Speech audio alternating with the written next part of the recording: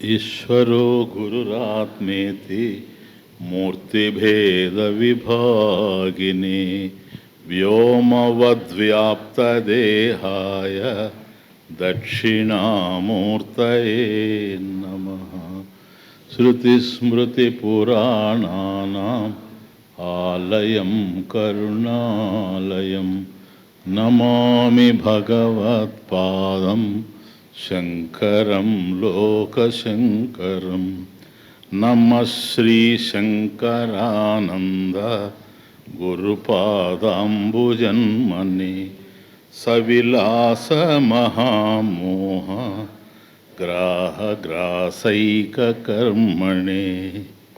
ఓం సహనావవతు సహనో భునక్తు సహ వీర్యం కరవావహై తేజస్వినావధీతమస్తు మా విద్విషావహై. ఓం శాంతి శాంతి శాంతి. అశ్నాతి వా నవాశ్నాతి భుంక్తే వా స్వేచ్ఛయాన్యథా ఏన కేన ప్రకారేణ క్షుధామపనినీషతి.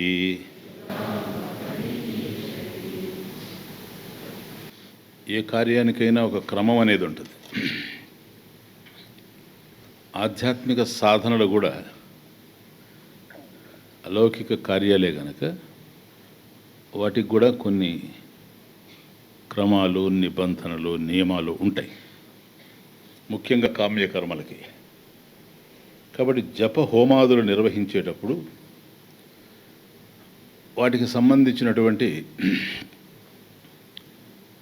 కొన్ని నిబంధనలు ఉంటాయి, నియమాలు ఉంటాయి, వాటిని పాటించి తీరాల్సిందే. ఇప్పుడు హోమం చేస్తున్నాం, వేద ప్రతిపాదితం, వేదంలో ఉండేటువంటి హోమాదులన్నీ కూడాను.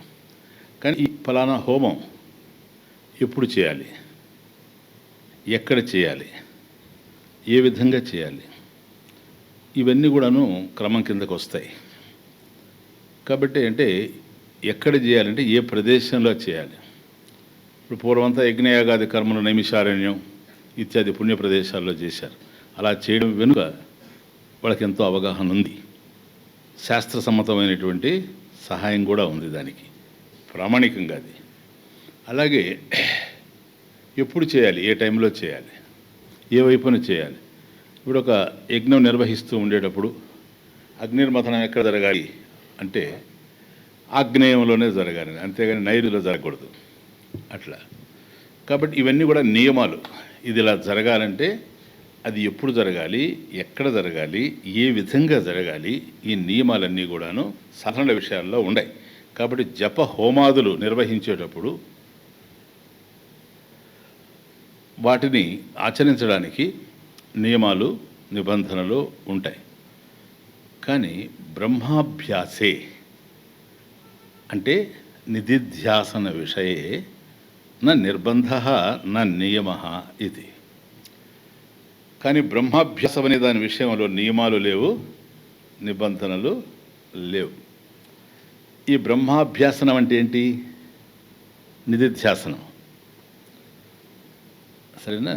నిధిధ్యాసనం ఎందుకు చేయాల్సి వస్తూ ఉంది? శ్రవణ మననాల తరువాత నిధిధ్యాసనం జరగాల్సి వస్తూ ఉంది కనుక శ్రవణం చేసిన తరువాత శ్రవణమేవ సాధనం అని తెలుసుకున్నాం కనుక మననమే అవసరం లేదు.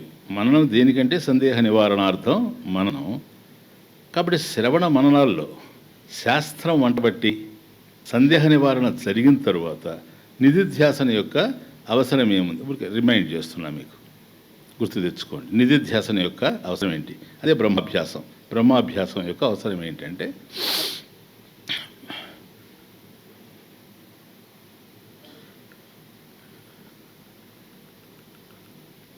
దేనికి చెప్పండి? బ్రహ్మాభ్యాసం విపరీత భావన నివృత్త్యర్థం. కాబట్టి ఈ విపరీత భావనలు ఎందుకు వచ్చాయి ఇంత శ్రవణ మననాదులు జరిగిన తర్వాత అంటే జన్మాంతర దృఢ అభ్యాసాత్. అనేక జన్మల్లో మనం ఆచరించినవన్నీ ఉన్నాయి కనుక వాటికి సంబంధించినటువంటి అనుభవాలు ఇవన్నీ ఉన్నవి కనుక అవి ఒక్కోసారి ప్రేరేపిస్తూ ఉంటాయి. కాబట్టి అటువంటి సమయాల్లో తప్పనిసరి అవుతుంది. వాటిని కూడా నివారించుకునేందుకోసమే నిధిధ్యాసనం, ఇదే బ్రహ్మాభ్యాసం. కాబట్టి దీని విషయంలో నా నియమ నా నిబంధ ఇది. ఎందుకని దృష్టఫలం డైరెక్ట్గా అందుతూ ఉంది. కాబట్టి ఆకలితో ఉండేటువంటి వాడు, అది అశ్నాతివా నవాశ్నాతి భుంక్తేవా స్వేచ్ఛయ అనేదా అక్కడికి వచ్చాం.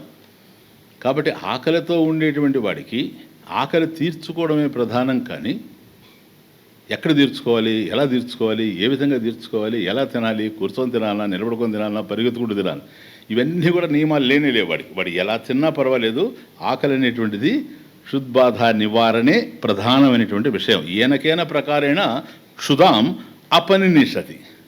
కాబట్టి ఏ విధమైన పద్ధతుల్లో అయినా సరే ఆకలి తీరడమే ప్రధానమైనటువంటి విషయము. కాబట్టి బ్రహ్మాభ్యాస విషయంలో నియమాలు లేవు. మరి జప కర్మాదులయందు ఉపాసనాదులయందు నియమాలు ఉన్నవా లేవా అనేది శంక ఈ దశలో. నియమేన జపం కుర్యాత్ అకృతౌ ప్రత్యవాయతః అన్యథా కరణే అనర్థః స్వరవర్ణ విపర్యయాత్. జపం నియమేన కుర్యాత్.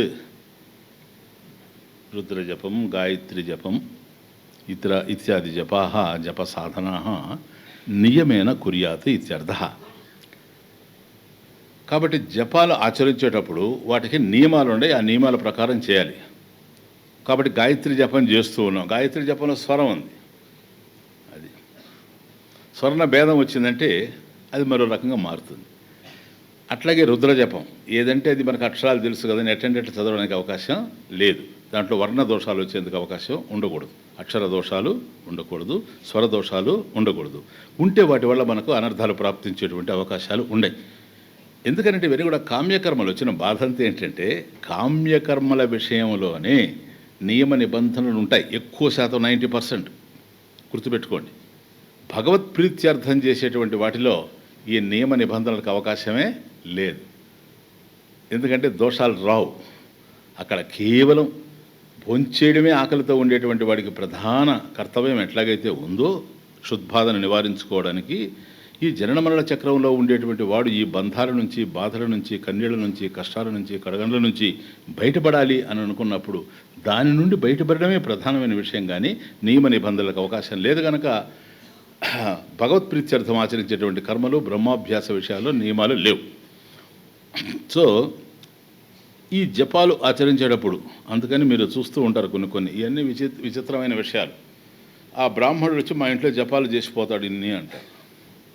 చూసారా, అక్కడికి తేలిపోయింది పరిస్థితి. అంటుంటారు కూడా మన వాళ్ళు, ఋత్వికులు కొందరు అంటుంటారు నాతో, పలానా చోట జపాలు ఉండేవి స్వామి. జపాలు ఉండేది ఏందే, పైగా ప్లూరల్, జపం సింగులర్, జపాలు ఉండేది ఏంటి అని అంటే, లేదు స్వామిజీ వాళ్ళ ఇంట్లో పోయి మేము జపాలు చేస్తాము అంటే. నువ్వెందుకు చేస్తావు వాళ్ళ ఇంట్లో పోయాను అంటే, వాళ్ళ ఇంట్లో ఏదో దోషం ఉందట. వాళ్ళ ఇంట్లో దోషానికి నీకేం సంబంధం, అది నువ్వేమైనా సృష్టించావని. లేదు స్వామీజీ, నేను కనుక ఇది పారాయణం చేస్తే ఆ దోషాలు పోతాయి అని. ఇవన్నీ కూడా ఏమైపోతా ఉందంటే కామ్యకర్మలు. కాబట్టి అక్కడ జపాలు జరుగుతూ ఉంది. ఒకడు రామజపం చేశాడు అనుకొని తరించిపోతాడు. ఇక్కడ జపాలు జరుగుతున్నాయి. ఇవంతా కేవలం కామ్యకర్మలు. బాగా అర్థం చేసుకోండి. జపాలు కానీ పారాయణాలు కానీ ఇవన్నీ ఫలించాలంటే భగవత్ ప్రీత్యర్థం ఉండాలి తప్ప, నాకు అది వస్తుంది ఇది వస్తుంది, నాకు ఈ కష్టాలు వచ్చినాయి కనుక నేను ఇది పారాయణం చేస్తాను, నాకు ఆ బాధ అంటే నీకు సీజనల్ అయిపోయాడు భగవంతుడు. అర్థమవుతుంది. ఏ సీజన్కి భగవంతుడిని కావాలని ఎన్నుకుంటా ఉండవు. అంత తక్కువగా భగవంతుడిని ఊహించడానికి అవకాశం లేదు. మన స్థాయిలో మనం ఊహించుకుంటూ పోతే అది భగవంతుడు కాదు. భగవంతుడు ఏంటో అర్థం చేసుకోవడానికి ప్రయత్నం చేస్తూ ఉండాలి. అందువల్ల భగవత్ ప్రీత్యర్థం చేసేటువంటి కర్మలు కేవలం మోక్ష ప్రధానంగా ఉన్నాయి కనుక నియమాలు నిబంధనలు లేవు. నియమేన జపం కుర్యాత్, జపం నియమేన కుర్యాత్. ఒకవేళ జపాన్ని నియమంగా చేయకపోతే ఏమవుతుంది స్వామీజీ? అకృతవు, చూడండి తమాషా. సెకండ్ లైన్, నియమేన జపం కుర్యాత్, ఒక నియమంతో జపం చేయాలి. అకృతవు, అట్లా గనక నియమం తప్పి గనక చేసినట్లయితే ప్రత్యవాయత, ప్రత్యవాయ దోషం వస్తుంది. అది విషయం, ప్రత్యవాయ దోషం. అంటే కర్మలు ఆచరించేటప్పుడు వాటిని సక్రమంగా కనుక చేయకపోతే, నియమబద్ధంగా జపాదులైనా సరే, హోమాదులైనా సరే, అందుకని లాస్ట్లో స్వరవర్ణ విపర్యయాత్, స్వరాన్ని అట్లాగే అక్షరాల్ని విపరీతంగా వాడి, అక్షర దోషాలతో వాడి, స్వరక్రమం చెడి, ఎక్కడ ఉదాత్తం ఎక్కడ అనుదాత్తం అనేది విస్మరించి ఎవరైతే ఆచరిస్తూ ఉంటారో వాళ్ళకి ఆ ఫలితాలు వచ్చేటువంటి అవకాశం లేకుండా ఉంటాయి. ఫలితాలు రాకపోవచ్చు, కానీ దోషాలు తయారవుతాయి. చూసారా, ఒకదాని మీద మనకు ఓ ఫలితాన్ని ఆశించి చేసేటప్పుడు ఫలితం రాకపోవడం వేరే విషయం, దుష్ఫలితం రావడం రెండో విషయం. అది దుష్ఫలితం జరగకూడదు, ఫలితం రాకపోయినా పర్వాలేదు. కాబట్టి కామ్యకర్మల్లో దోషాలు రెండు రకాలుగా ఉంటాయి. శాస్త్రం అభిక్రమనాశ దోషం, ప్రత్యవాయ దోషం. ఒకటి అభిక్రమనాశ. అభిక్రమం అంటే ఇక్కడ ప్రారంభం. అభిక్రమనాశ దోష, ప్రారంభించింది నశించిపోవడం అనేటువంటి దోషం. అది ప్రారంభించిన కార్యం నశించడం అనేటువంటి దోషం ఒకటి ఉంది. ఇది అభిక్రమనాశ దోష. ఉదాహరణకి యథా కృష్యాదౌ, కృషి గోరక్షణ వాణిజ్యం ఇత్యాదౌ. కాబట్టి వ్యవసాయం చేస్తున్నాడు కృష్యాదౌ, వాణిజ్యం చేస్తున్నాడు, వ్యాపారం. కాబట్టి ఒక వ్యవసాయం చేసేటప్పుడు పంట పెడతాడు, విత్తనాలు వేస్తాడు, బీజాలు చల్లుతాడు, అంతా ఉంది, నీళ్లు పెడతాడు, అన్నీ ఉంటాయి.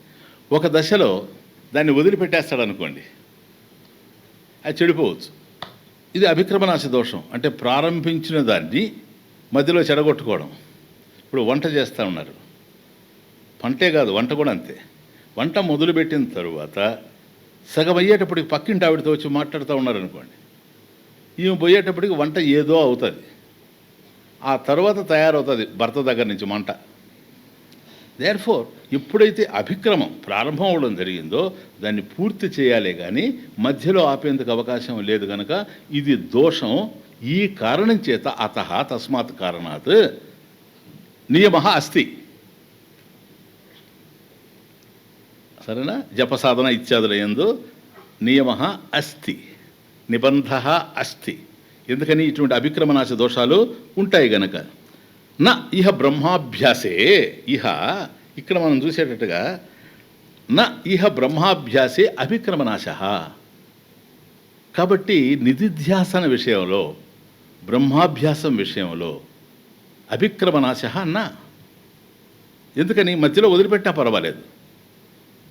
ఇప్పుడు జపం చేస్తూ అంటే భగవత్ప్రీత్యర్థం జపం చేస్తున్నాడు, సాధన చేస్తున్నాడు, ధ్యానం చేస్తున్నాడు, సంకీర్తన చేస్తున్నాడు. ఓం నమో భగవతే వాసుదేవ అని చేస్తూ ఉన్నాడు. భగవంతుడి కోసమే చేస్తున్నాడు, మోక్షార్థమే చేస్తున్నాడు. ఇది అలౌకిక కర్మ. మధ్యలో ఆపి లేచిపోయినాడు అనుకోండి, ఏ నష్టం లేదు. ఇప్పుడు పంట చెడినట్టుగా, వంట చెడినట్టుగా ఈ సాధన చెడదు, భక్తి సాధన. ఓం నమో భగవతే వాసుదేవాయ అని వాసుదేవ అనేటప్పటికి ఫోన్ మోగింది అనుకోండి, వెళ్ళాడు అనుకోండి, కృష్ణుడు పట్టుకుంటాడయ్యా, కృష్ణుడు పట్టుకుంటాడు, అంతే. అర్థమవుతుంది. ఇప్పుడు నీకు నువ్వు ఓం నమో భగవతే వాసుదేవ అని కనుక వదిలేస్తే ఆ యాని కృష్ణుడు పట్టుకొని నిన్ను చేదుకుంటాడు నాయన. అది భక్తి సాధనలో ఉండేది. ఇది నీకు చెడిపోయే వంటలో రాదు, పాడైపోయేటువంటి పంటలో వచ్చేందుకు అవకాశం లేదు. కనుక సాధనల్లో, కామ్యకర్మల్లో ఇటువంటి అవకాశం ఉంది. కృషి వాణిజ్యాలు ఇటువంటి వాటిల్లో యథా కృష్యాదౌ అభిక్రమనాశ దోష అస్తి. ఇకపోతే ప్రత్యవాయ దోష, అందుకని నేను చెప్పాను. ఇక్కడ అభిక్రమనాశ దోషాన్ని గురించి ప్రస్తావించడం లేదు, ప్రత్యవాయ దోషాన్ని ప్రస్తావిస్తూ ఉన్నాడు. అకృతవు. కాబట్టి నియమంగా నిబంధనలతో చేయవలసినటువంటి సాధనలు ఏవైతే ఉన్నాయో జపాదులు, అటువంటి వాటిని గనక ఆ నియమాన్ని అనుసరించి గనక చేయకపోతే అకృతవు అంటే ఆ నియమాన్ని వదిలిపెట్టి మరొక విధంగా చేయడం అనేటువంటిది. అట్లా గనక చేస్తే ఏం జరుగుతుంది? ప్రత్యవాయ దోషం వస్తుంది. ఇప్పుడు అనారోగ్యం ఉంది, మందు తీసుకుంటాడు, కానీ సకాలాన్ని తీసుకోవాలి. అది నిర్బంధం, నియమం. సరేనా? మోతాదు. అయ్యా నువ్వు 4 మాత్రలు వేసుకో అన్నాడు అనుకోండి, 40 వేసుకుంటే అది ఇవన్నీ నియమాలు చెబుతాడు. 1+1+1 అని డాక్టర్ అన్నాడంటే ఆయనకేం పిచ్చిపెట్టి కాదు, ఉన్మాది కాదు ఆయన. నువ్వు ఉదయం ఒకటి తీసుకోవాలి, మధ్యాహ్నం ఒకటి తీసుకోవాలి, సాయంత్రం ఒకటి తీసుకోవాలి అనేది మీనింగ్ ఇంప్లైడ్. 1+1+1 అంటే. కానీ ఇది తగ్గడానికే కనుక 10+10+10 అన్నాడు అనుకోండి, అప్పుడు మళ్ళీ డాక్టర్ రావాల్సి వస్తుంది. ఈసారి భయంకరంగా ఉంటుంది పరిస్థితి. అందుకని అది నియమం, అది నిబంధన. కాబట్టి బ్రహ్మాభ్యాసే నిధిధ్యాసన విషయే చికిత్సావత్ అంటే డాక్టర్ గారు చికిత్స చేసినట్టుగా ప్రత్యవాయ న విద్యతే. ప్రత్యవాయ దోషం అనేటువంటిది లేనే లేదు, రాదు. అది విషయం. ఒకవేళ అట్లా కాకపోతే ఇంకా తర్వాత విషయం చూడండి. ఇప్పుడు ఫస్ట్ 2 లైన్స్లో మనకు అర్థమైంది ఏంటంటే, జపం అనేటువంటిది ఈ సాధనలు ఏవైతే ఉన్నాయో వీటిని ఒక బ్రహ్మాభ్యాసాన్ని పక్కన పెడితే, శ్రవణమన నిధిధ్యాసన అనేటువంటి బ్రహ్మాభ్యాస విషయాన్ని కనుక పక్కన పెడితే, మిగతా అన్నీ ఏవైతే మనం ఆశించి కామ్యకర్మలుగా చేస్తూ ఉన్నామో వాటికి నియమాలు ఉన్నాయి, నిబంధనలు ఉన్నాయి. ఇవన్నీ కూడా శాస్త్రము, దీన్ని ఉల్లంఘించడానికి అవకాశమే లేదు. అకృతౌ అట్లా కాకుండా ఉల్లంఘించినట్లయితే ప్రత్యవాయ దోష. నువ్వు ఆశించినటువంటి ఫలం రాకపోగా దానివల్ల ప్రత్యవాయ దోషం మాత్రం వచ్చేటువంటి అవకాశం ఉంది. అన్యథాకరణే చేయవలసింది చేస్తే నియమబద్ధంగా ఫలితాలు వస్తాయి, చెయ్యకపోతే ప్రత్యవాయ దోషం వస్తుంది. ఈ చెయ్యడము చెయ్యకపోవడము కాకుండా మరొక విధంగా చేశాడు అనుకోండి, అది అన్యథా కరణేతు. అంటే అన్యథా కరణే సతి అనర్థ స్యాత్. దానివల్ల అనర్థం ప్రాప్తిస్తుంది. ఇంకొక విధంగా కనుక చేశాడంటే అనర్థం ప్రాప్తిస్తుంది. ఇంకొక విధంగా చేయడం ఏమిటి స్వామీజీ? స్వర వర్ణ విపర్యయాత్. అంటే స్వరం తప్పించి అక్షర దోషాలతో ఎవడైతే ఈ జపాదులు చేసుకుంటూ పోతాడో, కామ్యకర్మల విషయంలో, మంత్రశాస్త్రం విషయంలో, అర్థమవుతుంది, తంత్రాలు, మంత్రాలు, యంత్రాలు, వీటి విషయంలో జాగ్రత్తగా ఉండాలి. అవి సక్రమంగా ఆచరిస్తే సత్ఫలితాన్ని ఇస్తాయి, లేకపోతే దుష్ఫలితాన్ని ఇస్తాయి. ఆ దుష్ఫలితమే అనర్థం. నువ్వు ఆశించిన దానికి అర్థం లేకపోగా అనవసరమైనవన్నీ కూడా చుట్టుకుంటాయి. ఇది అనర్థం. అంటే ఈ అనర్థం ప్రాప్తిస్తుంది. ఈ స్వరం కానీ వర్ణం కానీ, అంటే అక్షరాన్ని పలకడం కానీ, ఆ స్వరాన్ని ఉచ్చరించడం కానీ, ఎవరు ఉచ్చరించేది? నువ్వే కదా. నీ వాక్యనా? స్వవాగ్వజ్ర శాస్త్రం. స్వవాక్ నీ వాక్యే. కానీ అది ఎట్లా పనిచేస్తుందంటే, స్వవాక్ వజ్ర యజమాన హెనస్తి. అది నీ వాక్య అదైనా స్వవాగ్ వ్రజ వజ్రాయుధంలాగా వజ్ర. స్వవాగ్ వజ్ర యజమాన, ఎవడైతే దాన్ని ఆచరిస్తూ ఉన్నాడో యజమాని, హినస్థి, వాడి వినాశానికి దారితీస్తుంది. చూసారా? యథా ఇంద్రశత్రు స్వరత అపరాధాత్. జ్ఞాపకం ఉందా మీకు? ఇంద్రశత్రు స్వర అపరాధాత్ అంటే త్వష్ట ప్రజాపతి యజ్ఞం చేసినప్పుడు, భాగవతంలో చెప్పాను, రాశాను. సరేనా? మనం చూసాం భాగవతంలో త్వష్ట ప్రజాపతి యజ్ఞం చేసినప్పుడు. ఎందుకని? త్వష్ట ప్రజాపతి యొక్క కుమారుడు విశ్వరూపుణ్ణి, అంటే అది రాక్షస వంశం, దేవతలు వధించారు కనుక ముఖ్యంగా ఇంద్రుడు అంటే విశ్వరూపుణ్ణి చంపడం చిన్న విషయం కాదు, మహాభక్తుడు కూడా. అటువంటి విశ్వరూపుణ్ణి వధించాడు ఇంద్రుడు. కనుక ఇంద్రుడిని వధించేటువంటి శక్తి త్వష్ట ప్రజాపతికి లేకుండా పోయింది. ఇది భాగవతం, భారతంలో కూడా ఉంది ఈ విషయం, రాశాను నేను. అప్పుడు ఏం చేయాలి అంటే ఇంద్రుడిని సంహరించే శక్తి కలిగినటువంటి ఒక వ్యక్తిని సృష్టించాలి అనుకున్నాడు త్వష్ట ప్రజాపతి. అలా అటువంటి వ్యక్తిని సృష్టించడానికి ఒక యజ్ఞాన్ని నిర్వహించాడు, హోమాన్ని నిర్వహించాడు. ఆ హోమంలో చివరికి వచ్చేటప్పటికి పూర్ణాహుతికి ముందు ఒక వాక్యం ఉచ్చరించాల్సినటువంటి అవసరం ఉంది. ఇంద్రశత్రు వివర్ధస్వ అనేటువంటిది వాక్యం. ఇంద్రశత్రు షష్ఠి తీసుకుంటే ఇంద్రస్య శత్రు, ఇంద్రుని యొక్క శత్రు. అర్థమైంది? స్వరభేదంలో వస్తుంది ఇది. అంటే ఇంద్రుడికి శత్రువు దీని నుంచి ఉద్భవించాలి, ఇంద్రుడిని సంహరించాలి. అటువంటి శత్రువు దీని నుంచి పుట్టాలి అనేది ఆ వాక్యార్థం. కానీ అక్కడ స్వరం మారడంతో అర్థమవుతుంది. ఇంద్రుని చేత చంపబడేటువంటి తృతీయ వచ్చేసింది, షష్ఠి పోయి తృతీయ వచ్చేసింది. కరెక్ట్గా స్వరం కనుక పలికుంటే దాని అర్థం షష్ఠిలో కనుక పోయిందంటే ఇంద్రుని చంపేటువంటి వాడు దీంట్లో నుంచి రావాలని అర్థం, సంకల్పం. స్వరం చెరడం వల్ల అదే ఇంద్రశత్రుహే, పదమేమో మారలేదు. అది షష్ఠీనా లేక తృతీయనా, థర్డ్ కేసా సిక్స్త్ కేసా, అది వచ్చింది ప్రాబ్లం. అప్పుడేం జరిగిందంటే ఇంద్రుడిని వధించేవాడు ఇందులో నుంచి పుట్టాల్సి వస్తుంది. ఇంద్రుడి చేత వధింపబడేవాడు, ఇంద్రుడిని వధించేవాడు పోయి ఇంద్రుడి చేత వధింపబడేవాడు పుట్టాల్సి వచ్చింది. పుట్టాడు, వాడే వృత్రాసురుడు. అది వృత్రాసుర సంహారం. వృత్రాసురుడు అంటే చిన్న విషయమా? మహాభక్తుడు, మహాభక్తుడు. వాడిని సంహరించడం సాధ్యం కాదు. ఎందుకని? యజ్ఞకుండంలో నుంచి వచ్చాడు. నికృష్టమైనటువంటి మలిన కోపంలో నుంచి వచ్చినటువంటి వాళ్ళకే ఎంతో భక్తి ఉండేటప్పుడు, ఒక స్త్రీ గర్భంలో నుంచి దుర్గంధపూరితమైనటువంటి మలిన కోపంలో నుంచి వచ్చిన వాళ్ళకే భక్తి కలిగేటప్పుడు సాక్షాత్ యజ్ఞకుండం నుంచి ఏ స్త్రీ పురుష సంబంధం లేకుండా ఆవిర్భవించిన వాడు ఎట్లాంటి వాడు ఉండాలి? యజ్ఞోవై విష్ణు. కాబట్టి కేవలం విష్ణు భావనతో ఆవిర్భవించాడు. పుట్టిన మొదలుకొని భక్తే. అందుకని వృత్రాసురుడు, త్రాసదాయకమైన వృత్తి వృత్రాసురుడు. అప్పుడు చెప్పాను మీకు, త్రాసదాయకం అంటే ఎప్పుడూ ఇంట్రావర్టెడ్గా ఉండేవాడు. వృత్తి, చేతో వృత్తి, థాట్ ఫామ్.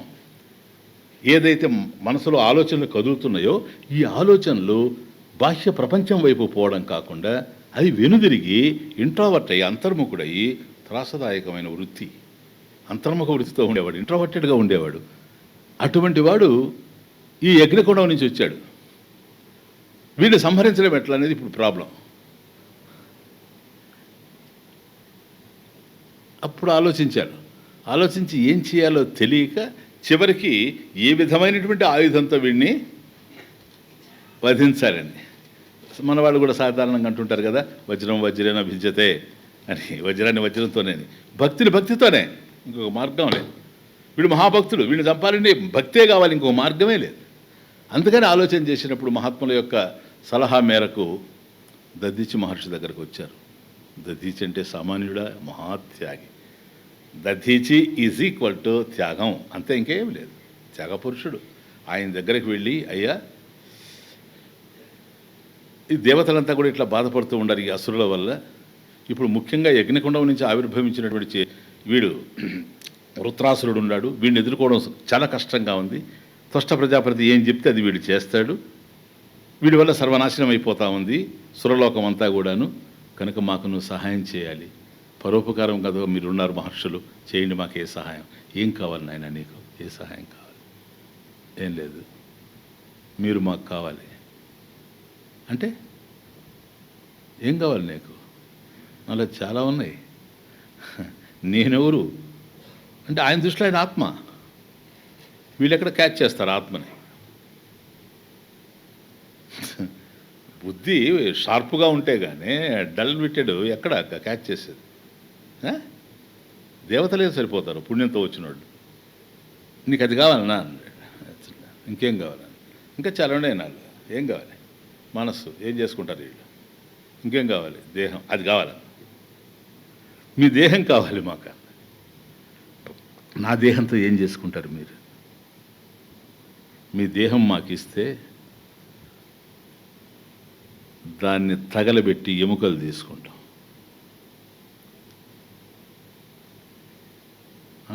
ఎముకలు తీసుకొని ఆ భూమికలతో ఆయుధాన్ని తయారు చేస్తాం. ఆయన బోన్స్లో నుంచి కనుక తయారు చేస్తే వాడిని వధించడానికి ఈజీ అయిపోతుంది. ఆయన అడిగితే అప్పుడు నవ్వి, ఇదే కదా మీకు కావాలా, తీసుకోండి. ఋషులంటే తమాషా కాదు. దేహాన్ని తృణప్రాయంగా వదిలేసేవాళ్ళు. వాళ్ళు పోతారే, వాళ్ళ నిర్యాణం తెలియజేస్తుంది వాళ్ళు ఏంటో. అర్థమవుతుంది. తీసుకోమన్నాడు. అప్పుడు ఆయన దగ్ధమైపోతే దద్దీచి మహర్షి దేహంలో ఉండేటువంటి వెన్నుపూసను తీసుకొని అవసరమైనటువంటి ఆ బోన్స్ అన్నీ కూడా కలెక్ట్ చేసుకొని వాటితో తయారు చేశారు ఒక ఆయుధాన్ని. అదే వజ్రాయుధం. అంటే ఇంద్రుడి చేతిలో ఉండే వజ్రాయుధం దద్దీచి మహర్షి యొక్క ఎముకలి అస్థిపంజర దాంట్లో నుంచి తయారైంది. ఇప్పుడు మహాభక్తుడు గనక మెరిసిపోతా ఉంది, కథని మెరిసిపోతూ ఉంది. అది పట్టుకున్నాడు ఇంద్రుడు. పదండ్రా ఇప్పుడు పోదామన్నాడు. రాక్షసులంతా సంహరించడం మనకేం పెద్ద పని కాదు. ఆ వృత్రాసురుడు ఒక్కడే డేంజరస్గా ఉన్నాడు. వాడు దీంతో అయిపోతాడు. నేను వస్తున్నానని ఐరావతం ఎక్కి అక్కడ పోయినాడు. యుద్ధం జరుగుతూ ఉంది. ఇంకా లాభం లేదనుకుని వృత్రాసురుడి మీదకి డైరెక్ట్గా ఇంద్రుడు వెళ్ళాడు. వృత్రాసురుడు ఎదుర్కొన్నాడు. ఇద్దరి మధ్యలో పరస్పరం భయంకరంగా యుద్ధం జరుగుతూ ఉంది. ఎవరూ ఓడడం లేదు. ఒక విధంగా చూడాలంటే 40-60గా ఉంది, ఒక దశలో 45-55గా ఉంది. ఎవరు 55-60? వృత్రాసురుడే. అప్పుడు అనుకో ఇంకేం లాభం లేదని, ఇంకా వీడిని సంహరించేయడమే మార్గము, వీడే కాస్త పై చేయిగా ఉండాడని అప్పుడు వజ్రాయుధం తీశాడు. కింద నుంచి తీసేచ్చాడు ఇట్లా పైకి. భయంకరమైన ఆయుధాలు వాడి చేతిలో ఉన్నాయి. ఎప్పుడైతే ఇంద్రుడి దగ్గర వజ్రాయుధాన్ని చూచాడో వెంటనే తలంచి నమస్కారం చేశాడు. That is Vritrasura. అది వృత్రాసుర సంహారం. అద్భుతమైనటువంటి సత్యం.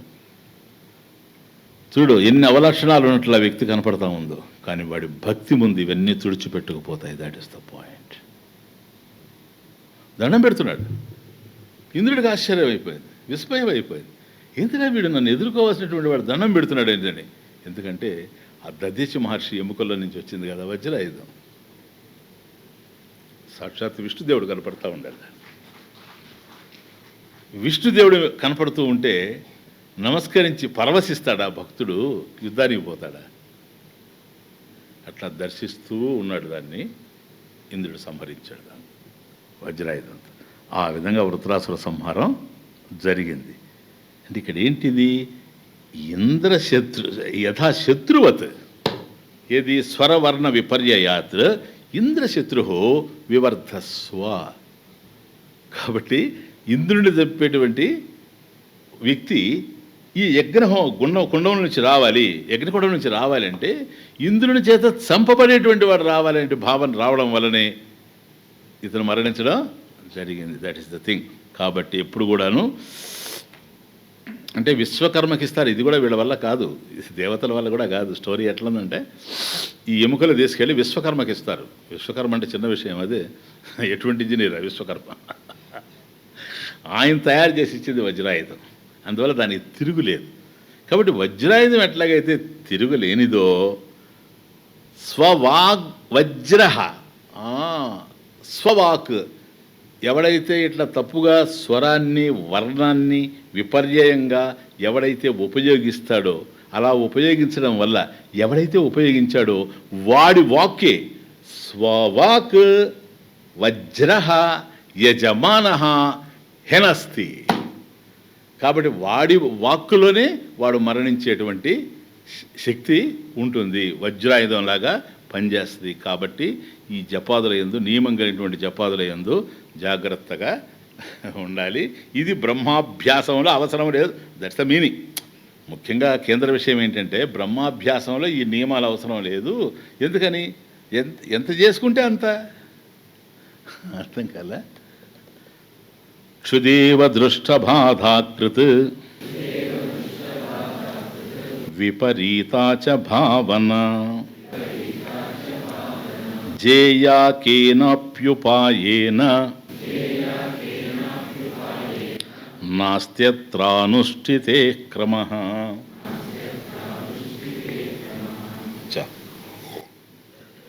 క్షుదేవ విపరీత చ భావన దృష్టబాధాకృత్. అది అన్వయం. క్షుదేవ క్షుదా ఇవ. క్షుదా ఇవ అంటే ఆకలి బాధలాగా, ఇవ వలే, క్షుదా ఆకలి. క్షుదేవ అంటే క్షుధా ఇవ ఆకలిలాగా, ఆకలి బాధ లాగా. క్షుదేవ విపరీతాచ భావన.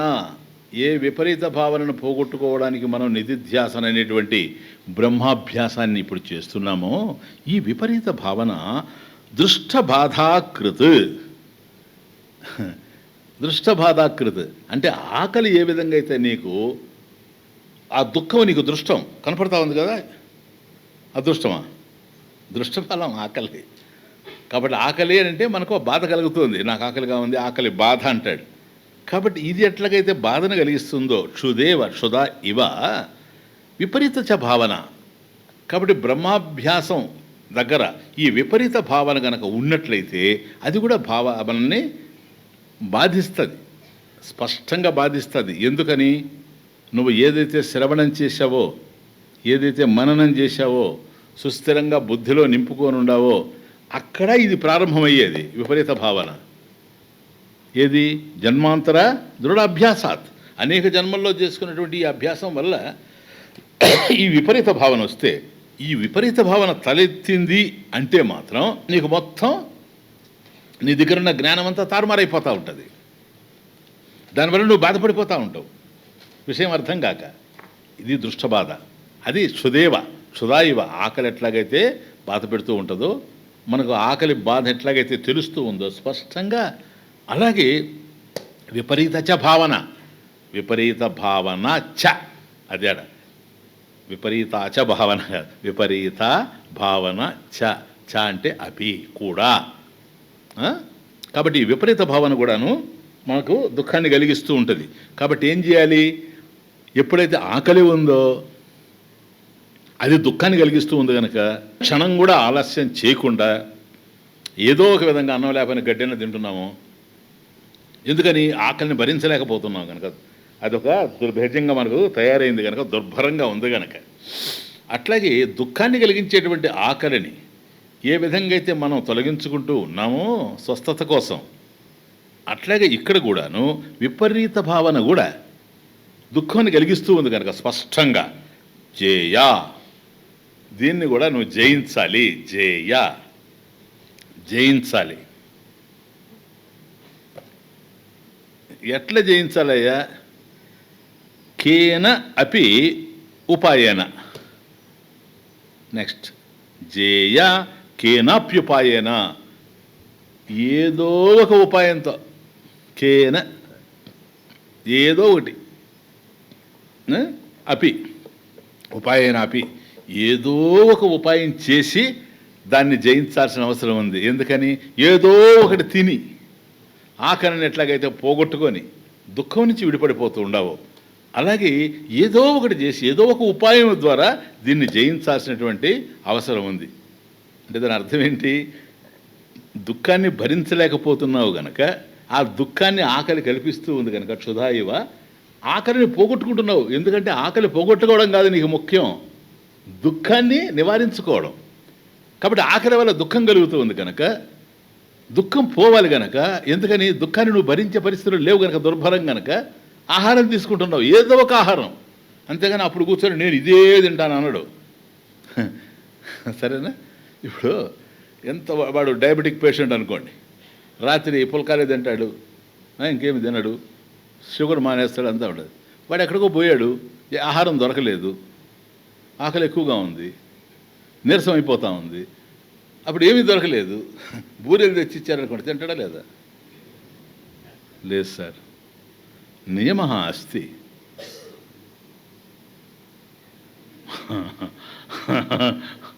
నియమం ఉంటుంది, తమరు ఉండరు సార్.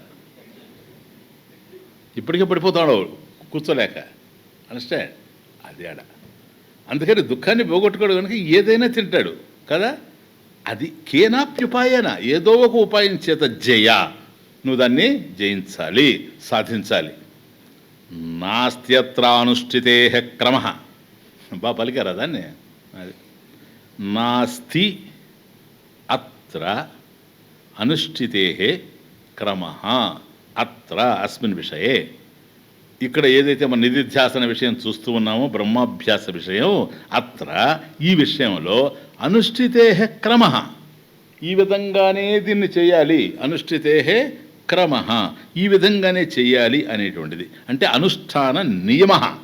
క్రమ అంటే నియమ, అనుష్ఠాన నియమ నాస్తి అత్ర అస్మిన్ విషయే బ్రహ్మాభ్యాసే అనుష్ఠాన క్రమ నాస్తి. అది విషయం, ఇంకేం లేదు. కాబట్టి ఇలాగే చేయాలనేది బ్రహ్మాభ్యాస విషయంలో లేదు. అదే జపాదుల యందు, హోమాదుల యందు అది ఉంది. అయితే స్వామీజీ, ఏ ఉపాయాలు అవి?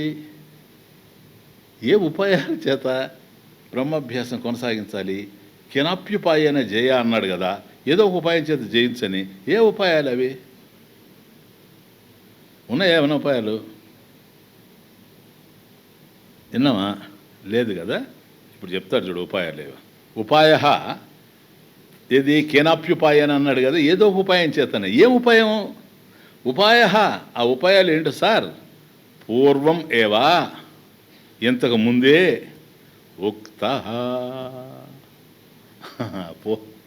ఇంతకు ముందే చెప్పాము. చెప్పాడా? ఉపాయ పూర్వం ఏవ ఉక్త, పూర్వమే ఉక్త, పూర్వం ఏవ ముందే, పూర్వమే ఉక్త చెప్పేయడం జరిగింది. ఏంటి సార్ అది? తశ్చింతా కథనాదిక. చూడండి, ఉపాయ పూర్వమే ఉక్త, తచ్చింతా కథనాదిక,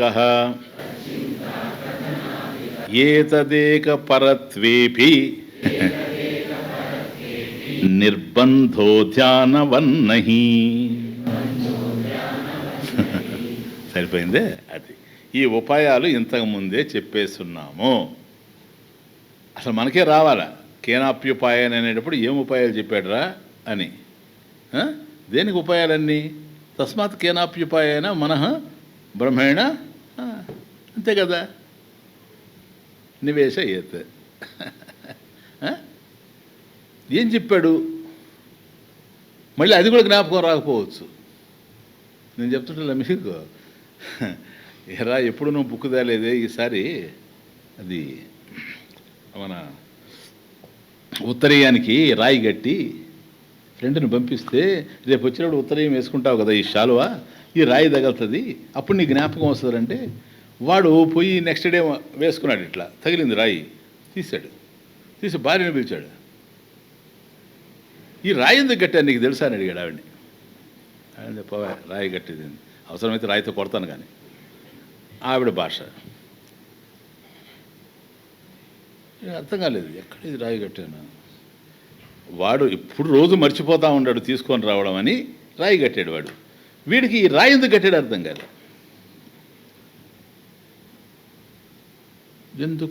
ఎందుకు చెప్పుమా, ఎక్కడో కట్టామని చెప్పు. ఆవిడ ఏమంటే నిన్న మీ ఫ్రెండ్ ఇంటికి వెళ్ళారే, అక్కడ ఏమైనా కట్టారా చూడు, అసలు క్లూ దొరికిపోయింది కదా. అదే కదా, అక్కడే కదా కట్టాడు వీడు, వాడే కట్టాడు దీన్ని. అక్కడేమైనా కట్టారేమోనండి.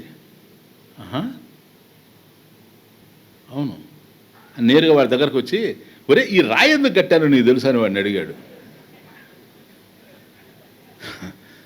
ఇటువంటి ప్రబుద్ధులు ఉంటారని విద్యారణ్య స్వామి తెలుసు కనుక మొదట ఉపాయాలు అన్నాడు.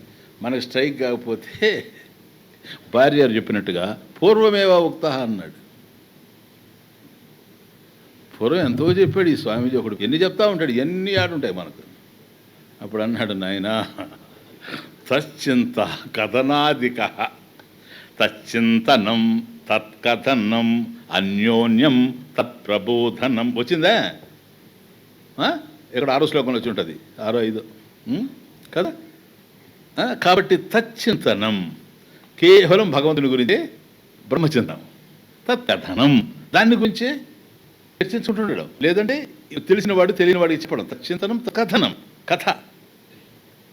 ఆ తర్వాత పరస్పర బోధనం, ఒకరికొకరు తెలిసింది చెప్పుకుంటూ ఈ విధంగా. అంటే దాని గురించి ఆలోచించిన తచ్చింతనం, చెప్పుకున్న, పరస్పరం చర్చించుకున్న బ్రహ్మాభ్యాసమే ప్రధానంగా ఉండడం అనేటువంటిది పరమేశ్వరుని పొందడానికి ఉపాయాలు. ఉపాయ పూర్వమేవ ఉక్త. కాబట్టి ఇంతకుముందే ఒక 10 శ్లోకాల కిందనే ఇది వచ్చేసి ఉంది మనకు. ఏంటవంటే తచ్చింత అంటే తచ్చింతనం, కథనాదిక ఎట్సెట్రా అంటే తత్కథనం, అన్యోన్యం తత్ప్రబోధనం, ఏతదేక పరత్వం, ఏతత్ ఏక పరత్వం చ అని చూడు అక్కడ. అది అన్నమాట. వీటి విషయాల్లో నిర్బంధ, అట్లా నిర్బంధ అంటే నియమ, ధ్యానవత్ నహి, ధ్యానవన్ నహి, ధ్యానవత్ నహి, ధ్యానవత్ ధ్యానంలో లాగా, నియమ నిర్బంధ నాస్తి, అది నహి నాస్తి నా అస్తి. కాబట్టి ఇప్పుడు మనం ఈ ఉపాయాలు ఉన్నాయి చూసారా, ఏమి నియమాలే లేవు. ఇప్పుడు భగవంతుని గురించి నువ్వు చింతనం చేయడానికి ఏమి నియమాలు కావాలి? సంస్కారం తోడు రావాలి, అంతకన్నాకేం లేదు. అది లేకపోతే ఏం చేయించలేవు. ఏదైనా ఆలోచిస్తాడు మనిషి ఏదైనా ఆలోచించగలడు, భగవంతుని తప్ప. ఆలోచించడానికి మనసు ఉంది, ఏదైనా ఆలోచించగలదు. భగవంతుని గురించి ఆలోచించాలంటే సంస్కారం తోడు ఉండాలి. సంస్కారం లేనివాడు ఆలోచించలేడు. అదొక్కడు కనుక తోడుంటే ఆలోచించక తప్పే ప్రశ్నే లేదు. కాబట్టి ఎక్కడన్నా ఆలోచించుకుంటూ ఉండొచ్చు. నువ్వు ఇట్లాగే ఉండాలి అనడానికి అవకాశం లేదు. అదే ఇక్కడ చెప్పాడు చూసారా, నియమేన జపం కుర్యాత్. అయ్యా నియమంతో చేయాలి జపం. ఎట్లా? స్నానాధికం కృత్వా. చూడండి, ఇప్పుడు నేను గాయత్రి జపం చేస్తానండి అని ఊరంతా తిరిగి వచ్చేసి కూర్చొని గాయత్రి జపం చేస్తాడా? కాళ్ళు చేతులు కడుక్కోకుండా, ఇప్పుడు కన్నా భోజనాలు చేసినట్టుగా లే. స్నానాధికం కృత్వా. కాబట్టి స్నానాలు అన్నీ కూడా పూర్తి చేసుకున్న తర్వాత, ఆచమనం అన్నీ కూడా అయిన తర్వాత అప్పుడు స్టార్ట్ చేస్తాడు. ప్రాణాయామాది క్రియలు పూర్తయిన తర్వాత స్టార్ట్ చేస్తాడు. ఇది నియమ జపాదుల యందు. కానీ ఇక్కడ నువ్వు భగవంతుడి గురించి ఆలోచించడానికి ఏమి నియమం కావాలి నీకు? నీలాంటి సంస్కారులే మరొకరు దొరికినప్పుడు వాళ్ళని అడిగితే వాళ్ళకు బోధించడానికి ఏమి నియమం కావాలి? వాడికి ఏదో తలలో దరిద్రం చేరి వాడు అర్థం చేసుకోలేకపోతే వేరే విషయం, కానీ నీకేమి నియమం కావాలి అంటున్నాను. లేదు, ఇద్దరు లైక్ మైండెడ్ పీపుల్, పరమేశ్వరుని ప్రేమించేటువంటి ఇద్దరు, భగవతత్వాన్ని అభిలషించేటువంటి ఇద్దరు కూర్చొని అన్యోన్యం పరస్పరం ఒకరికొకరు బోధించుకుంటున్నారనుకోండి, అక్కడ నియమం ఏం కావాలి? నిబంధనలు ఏముండాయి? అందువల్ల ధ్యానవత్ ధ్యానాదుల యందు నిబంధ అస్తి. నిర్బంధ బ్రహ్మాభ్యాసే ధ్యానవత్ నిర్బంధ నహి నాస్తి. ఈ ధ్యానాదుల్లాగా భగవత్ చింతనంలో, బ్రహ్మచింతనంలో నియమాలు అనేటువంటివి లేనే లేవు. ధ్యానవత్ అని ఎందుకన్నాడంటే, ధ్యానం ఎట్లా చేయాలి అన్నాడు అనుకోండి, నియమాలు ఉన్నాయా లేవా? 6వ అధ్యాయంలో చూడలే మనం. ధ్యానం కూర్చొని చేయాలన్నా నిలబడి చేయాలన్నా? నిలబడి చేశాడు అనుకోండి, అది ఏ ధ్యానం? అది కొంగ. ఒక్కాల మీద నిలబడితే ఇంకా పెద్ద కొంగ. పరిగెత్తుతూ ధ్యానం చేసేవాడు ఏమన్నా చూశారు మీరు? చెప్పండి. కాబట్టి పరిగెత్తుతూ ధ్యానం చేయడానికి లేదు. కొందరు అంటుంటారు, స్వామీజీ పడుకొని చేయొచ్చా? చెయ్యి, పడుకొని ధ్యానం చేయను. ఆయన చేస్తున్నాను స్వామి. ఏం చేస్తున్నాను స్వామి? నిద్రపోతున్నాను స్వామి. అంతకనే చేసేది వెళ్ళి పడుకున్న తర్వాత. ఇప్పుడు పడుకోవడంలోనే తెలియకుండా కళ్ళు అట్లా దిగుతాయి. చూడలే, టీవీ చూస్తూ ఉంటారు, కూర్చొని చూసేది వేరుగా ఉంటుంది. పడుకొని చూశారంటే పక్కవాళ్ళు తుప్పటిగా పెట్టిపోవాల్సింది. అయితే కూర్చున్నాడు అనుకో వాడు నిద్ర రాదు, పడుకుంటూ వస్తుంది. అందుకని ఎప్పుడు కూడాను ధ్యానం అనేటువంటిది పడుకొని ఎవడు చేయడు. పడుకున్నాడంటే నిద్రపోవడం కోసమని అర్థం. అట్లాగే ధ్యానము ఏ వైపు తిరిగి కూర్చోవాలి. దర్శనం కూర్చుంటాడు ఎవడన్నా, పొరపాటును కూడా కూర్చోరు. దక్షిణం తిరిగి కూర్చోడు. దక్షిణం తిరిగాడంటే దక్షిణ చెల్లించాడని అర్థం. అందువల్ల దక్షిణామూర్తి సౌత్ ఫేసింగ్, మృత్యువుని జయించాడు కనుక, మృత్యుంజయుడు కనుక ఆయన సౌత్ని ఫేస్ చేస్తూ ఉంటాడు, మనం నార్త్ని ఫేస్ చేస్తాం. కాబట్టి మీకు ధ్యానం క్లాస్ ఇచ్చేటప్పుడు నేను చెప్పుంటా, అన్నీ మర్చిపోతారులే. మీరు ఉత్తర దిక్కు చూస్తూ కూర్చోండి, నార్త్ ఫేసింగ్ ఉండాలి. ఒకవేళ అట్లా వీలు కాకపోతే మీరున్న ప్రదేశంలో ఈస్ట్ అని చెప్పాను. ఇది మాత్రం నిషేధం అన్నాం, ఎందుకంటే యమస్థానం కనుక అది నిషేధం. అందువల్ల ధ్యానం నార్త్ వైపే కూర్చోవాలి, లేదంటే ఈస్ట్ వైపు తిరిగి కూర్చోవాలి, ఈస్ట్ ఫేసింగ్గా కూర్చోవాలి. ఇవన్నీ నియమాలు కదా. ధ్యానం కళ్ళు తెచ్చి చేయాలన్నా, కళ్ళు మూసి చేయాలన్నా, అయ్యా క్లోజ్ చేయాలి కళ్ళు. అవి కూడా ఎట్లా క్లోజ్ చేయాలి, ఇట్లా చేయకూడదు, దోమలు కుట్టినట్టుగా ప్రశాంతంగా అలా ఉండాలి. ఇవన్నీ కూడా నియమాలు. ఈ నియమాలంతా మనం చేతులు ఇట్లా పట్టేసేయకూడదు, ఎందుకంటే భూమికి ఆకర్షణ శక్తి ఉంది. మనలో ఉండేటువంటి శక్తి గోళ్ల ద్వారా వీటి ద్వారా కిందకి పోద్ది. అట్లా లేకుండా ధ్యాన సమయంలో మనకు గనక సంస్కారం కలిసి వచ్చి భగవంతుని యొక్క కృప పడితే అప్పుడు మనలో కొన్ని దివ్యమైనటువంటి శక్తులు కూడా కదిలేటువంటి అవకాశాలు ఉంటాయి. అది మనలోనే తిరుగుతూ ఉండాలి, అది కిందకి పోవడానికి అవకాశం లేదు. భూమికి ఆకర్షణ ఉంది కనుక, లా ఆఫ్ గ్రావిటేషన్ కనుక, అందువల్ల ఇలా పెట్టుకొని ఇంటర్లాక్ చేసి పెట్టుకోవాలి. ఇవన్నీ కూడా నియమాలు. ఈ విధంగా కూర్చొని నువ్వు ధ్యానం చేయాలి సార్. చైలాజన కుశోత్తరం చెప్పలే? లేకపోతే భగవద్గీతలో సాక్షాత్ భగవంతుడు ఇవన్నీ ఎందుకు చెప్పాడు? శుచౌ దేశే ప్రతిష్టాప్య, శుచిగా ఉండే ప్రదేశంలో కూర్చోవాలి, శుభ్రంగా ఉండే ప్రదేశంలో కూర్చోవాలి. గ్యారేజ్లో పోయి కూర్చోకూడదు. నేను ధ్యానమే కదా చేసేది, నా మనసు కదా ధ్యానం చేసేది. మనసు ధ్యానం చేస్తుంది, వీటి ప్రభావం మనసు మీద పడుతుంది. కాబట్టి మనం ఉండేటువంటి ప్రదేశాలు కూడాను శుభ్రంగా శుచిగా ఉండాలి. కాబట్టి శుచౌ దేశే ప్రతిష్టాప్య, ఎలా కూర్చోవాలి? శుచౌ దేశే ప్రతిష్టాప్య స్థిరం ఆసనం ఆత్మనః, స్థిరంగా కూర్చోవాలి కదా. కూర్చో, వెనుపాం స్ట్రైట్గా ఉండాలి. నేను చెప్పేది కూడలే నీకు, స్థిరంగా ఉండాలి. అప్పుడే స్ట్రైట్గా ఉన్నప్పుడే మనకు చక్కటి ధ్యానం కుదురుతుందన్నమాట. అట్లాగే నాత్యశ్రుతం ఉచ్ఛ్రితం నా, అతి ఉచ్ఛ్రితం నా, నాతి నీచం. అట్లాగని ఎత్తుగా ఉండే ప్రదేశంలో కూర్చోకూడదు. ఏం స్వామిజీ కూర్చుంటే ఎత్తుగా? మన విషయం తెలుసు కనుక స్వామికి ఎత్తుగా తూగాడు అనుకోండి పైన నుంచి. ఆ 32 ఉండాలనేది ఆయన ఉద్దేశం, అంతే, ఎంతగాని ఇంకేం లేదు. నాతి నీచం. అట్లాగని ఇప్పుడు అంటున్నారు కదా ధ్యానం అంటే అండర్ గ్రౌండ్లో చేయాలని. ఇదొకటి. అండర్ గ్రౌండ్లో ధ్యానం ఏంటి సార్? ఆక్సిజన్ సరిగా అందదు, అండర్ గ్రౌండ్ లేదు నువ్వు చేసే ధ్యానం. నీకంత అండర్ గ్రౌండ్లో చేయాలని కనుక ఉత్సాహం ఉంటే చేస్తూ కానీ దానికి నీ ప్రయత్నం అవసరం లేదు, నా ప్రయత్నం అవసరం లేదు. ఒకరోజు అండర్ గ్రౌండ్ రానే వస్తుంది. కాబట్టి ఇట్లా పిచ్చి చేష్టలంతా చేయకుండా ఉండాలని, అయ్యా అట్లా ఉండకూడదు. నాత్యుశ్రితం నాతి నీచం చైలాజన కుశోత్తరం. చైల అంటే చేలం, చైల అజన కుశ ఉత్తరం. కాబట్టి మొట్టమొదట దర్భచాప వేసుకోవాలి. కుశ క్రాస్, దర్భచాప వేసుకోవాలి. ఉత్తరం రివర్స్. దర్భచాప అయిన తర్వాత అజినం జింక చర్మం వేసుకోవాలి. దాని మీద చేలం మెత్తటి గుడ్డని, తెల్లగా ఉండేటువంటి మెత్తని గుడ్డని వేసుకోవాలి, కూర్చోవాలి. ఇవన్నీ నియమాలు కదా అంటున్నాం. కాబట్టి ధ్యానంలో ఈ నియమాలు ఉన్నాయి. బ్రహ్మచింతనానికి తదేకంగా అఖండంగా బ్రహ్మచింతనం చేయడానికి ఏం అవసరం? ఇవన్నీ అది బ్రహ్మాభ్యాసే నియమ నాస్తి నా అస్తి నియమ ఇది. సమంకాయ శిరోగ్రీవం చూసారా, స్ట్రైట్ అంటే అది సమం కాయ శిరః గ్రీవం.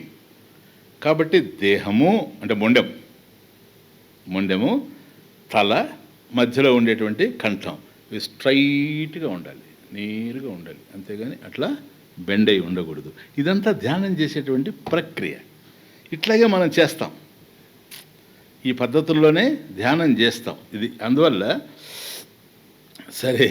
ఇప్పుడు చూడండి, దిశ్చానవలోకయన్, దిశ చ అనవలోకయన్, దిశ్చానవలోకయన్, అవలోకయన్ కాదు, అది అనవలోకయన్. కాబట్టి దిశ దిక్కుల్ని చూడొద్దు, అనవలోకయన్ దిక్కులు చూడొద్దు. ధ్యానం చేసేటప్పుడు ఇట్లా స్ట్రైట్గా కూర్చొని ధ్యానం చేయాలి. కానీ ఒకవేళ కళ్ళు తెరిచినా నువ్వు ఇట్లా చూడడం జరగకూడదు. ఎందుకని? అలా చూచినప్పుడు ఏ దృశ్యాలైతే నీకు కంటపడతాయో అవి ధ్యాన విఘ్నాలుగా ఉండే అవకాశం ఉంటుంది. ఎందుకని? ఇక్కడ ఏ దృశ్యం అయితే ఉందో అది అక్కడ లేదు, అక్కడ ఏ దృశ్యం అయితే ఉందో ఇది అక్కడ లేదు. ఏది నీ యొక్క మనసు మీద ఏ విధంగా ప్రభావం చూపిస్తుందో అర్థం కాదు. అందుకని దిశ చ అనవలోకయన్, దిక్కులు చూడకూడదు ధ్యానం చేసేటప్పుడు. బ్రహ్మాభ్యాసంలో ఏ దిక్కు చూసినా పర్వాలేదు. నువ్వు ఇట్లా చూచావనుకో, నీకు ఒక కొబ్బరి చెట్టు కనపడితే అది బ్రహ్మమేనే భావన వస్తుంది నీకు. అస్థి. ఇటు చూచావు, చంద్రుడు కనపడ్డాడు, చంద్రుడు బ్రహ్మమే. అస్థి ఈస్ మనం చూచాం కదా, అస్థి. అది ఉంది, ఇది ఉంది, అది ఉంది అనేది అన్నిటిలో ఉంది. నామరూపాలు భిన్నంగా ఉండినా ఉంది అనేది అంతటా ఉంది. ఆ ఉంది ఏదో అస్థి, ఎగ్జిస్టెన్స్, ప్యూర్ ఎగ్జిస్టెన్స్, అదే నీకు కనపడతా ఉంటుంది బ్రహ్మాభ్యాసంలో. దిక్కులేవి సార్. ఏవి దిక్కులు? దిక్కుల్ని గుర్తించే మనసేది? ఆ మనసులో ఒక భావన కనపడితే ఈ భావన ఎలా కదిలింది? భావన ఉంది, చైతన్యం ఉంది. భావన లేదు, చైతన్యం ఉంది. ఆ చైతన్యమే భాతి, ఆ భాతి అస్థి. అది. కాబట్టి బ్రహ్మాభ్యాసంలో నియమ నాస్తి, నిబంధ నాస్తి ఇది. కనుక ఉపాయ పూర్వమేవ ఉక్త తచ్చింత కథనాదిక ఏతత్ ఏకపరత్వేపి. తచ్చింత తత్ ఆ బ్రహ్మతత్వం, ఏతత్ అదే ఆ బ్రహ్మతత్వమే, ఏకపరత్వేపి అన్నిట్లో అదే మనకు ప్రధానంగా ఉంటుంది. కాబట్టి ధ్యానవత్ ధ్యానంలాగా నిర్బంధ నహి నాస్తి ఇత్యర్థ. నెక్స్ట్, కాబట్టి ధ్యానం అనే విషయం వచ్చింది కనుక ఆ వైపు కొన్ని క్లారిఫై చేస్తూ ఉన్నాడు. మూర్తి ప్రత్యయ సాంతత్యం అన్యానంతరితం ధియః ధ్యానం తత్రాతి నిర్బంధః మనసశ్చంచలాత్మనః. శాస్త్రంలో ఇవన్నీ కీలకమైన విషయాలు. మూర్తి ప్రత్యయ సాంతత్యం ధ్యానం కదా. ధ్యానానికి డెఫినేషన్ ఏంటి నాయన? సగుణ బ్రహ్మ విషయ మానస వ్యాపార, ధ్యానం అంటే. చూసారు, అప్పుడు డిఫరెన్షియేట్ చేస్తున్నాడు ఇక్కడ, అర్థం చేసుకోండి. నిధిధ్యాసన ఈజ్ డిఫరెంట్, బ్రహ్మాభ్యాసం ధ్యాన ఈజ్ డిఫరెంట్. ధ్యానం అనేది సగుణ బ్రహ్మ విషయ మానస వ్యాపార. ఎప్పుడైతే సగుణ బ్రహ్మము అన్నావో సాకార బ్రహ్మం కదా కదా. సాకారమైనప్పుడు మూర్తి ఉందా లేదా? మూర్తి ప్రత్యయ సాంతత్యం, అది ప్రత్యయ. అన్యానంతరితం ధియ ధ్యానం. సెకండ్ లైన్ ధియ బుద్ధేహే, బుద్ధిలో. ధ్యానం ఏం ధ్యానం? అది మూర్తి ప్రత్యయ, మూర్తి ధ్యానం. ధ్యానం అంటే మూర్తి ధ్యానం. సగుణ బ్రహ్మ విషయ మానస వ్యాపార ధియ ధ్యానం. కాబట్టి బుద్ధిలో బ్రహ్మకు సంబంధించిన విషయం ఏదైతే ఉందో అంటే ధ్యేయ విషయం. మూర్తి ప్రత్యయ, ప్రత్యయ అంటే చిత్తవృత్తి. ప్రత్యయ అంటే థాట్ ఫామ్. చిత్తవృత్తి, అది చిత్తవృత్తి. సాంతత్యం, సాంతత్యం అంటే ప్రవాహము, ఫ్లో. చిత్తవృత్తి ప్రవాహం. సాంతత్యం అంటే ప్రవాహం, ఫ్లో. మూర్తి ప్రత్యయ సాంతత్యం, అండర్స్టాండ్. కాబట్టి ఏదైతే మూర్తి సాకారం, ఏ భగవంతుని యొక్క మూర్తినైతే నీవు ధ్యానిస్తూ ఉండవో, మూర్తి ప్రత్యయ ఆ ధ్యానమూర్తికి సంబంధించి ఏదైతే ధ్యేయంగా నీలో ఉన్నాడో మూర్తి, ఆ మూర్తికి సంబంధించిన ప్రత్యయ చిత్తవృత్తి సాంతత్యం ప్రవాహం, దీన్ని టెక్నికల్ ఏమంటాం? సజాతీయ వృత్తి ప్రవాహం. అప్పుడే సాంతత్యం ప్రవాహం. చేతోవృత్తి అంటే ఒకే థాట్, సజాతీయ వృత్తి ప్రవాహం, దట్ ఈస్ ధ్యాన. సజాతీయ వృత్తి ప్రవాహం. ఇప్పుడు నువ్వు నారాయణమూర్తి మీద ధ్యానం చేస్తున్నావు, మూర్తి ప్రత్యయం, ఆ మూర్తికి సంబంధించిన చిత్తవృత్తి నీ మనసులో కదులుతూ ఉంది, మూర్తి నీ కంట కనపడుతూ ఉంది. కనపడేటువంటి మూర్తి నారాయణమూర్తి. అర్థమవుతుంది? ధ్యేయం, దాని మీద నువ్వు ధ్యానం చేస్తూ ఉండేది, నారాయణమూర్తి రూపం మీద నువ్వు ధ్యానం చేస్తున్నావు. దానికి సంబంధించిన ఏ వృత్తి నీలో కదులుతుంది? నారాయణ వృత్తే కలుగుతుంది. కాదు, ఎప్పుడైతే నారాయణ వృత్తి నీలో కదులుతూ ఉందో నామం ఏదై ఉంటుంది? నారాయణ నామమే అయి ఉంటుంది. ఓం నమో నారాయణాయ. మళ్ళీ అగైన్ ఓం నమో నారాయణాయ, పునః ఓం నమో అతి. సరే, చిత్తవృత్తి ప్రవాహ అంటే అదే ప్రవాహం, అదే వృత్తి. ఏ వృత్తి అది? మూర్తి వృత్తి, చేతోవృత్తి. మూర్తి ప్రత్యయ సాంతత్యం. నిరంతరం సజాతీయ వృత్తి ప్రవాహం నడుస్తూ ఉండడం. సగుణ బ్రహ్మ విషయం మానస వ్యాపార. మూర్తి ప్రత్యయం చిత్తవృత్తి. సాంతత్యం అంటే ప్రవాహ. గుర్తుపెట్టుకోండి, అది నడుస్తూ ఉండాలి. ఇది ధ్యానం. ఇది ధ్యానం. ఈ ధ్యానం ఏ ధ్యానం ఇది? సగుణ ధ్యానం. సగుణ ధ్యానంలో ఏది ప్రధానం? భక్తి ప్రధానం.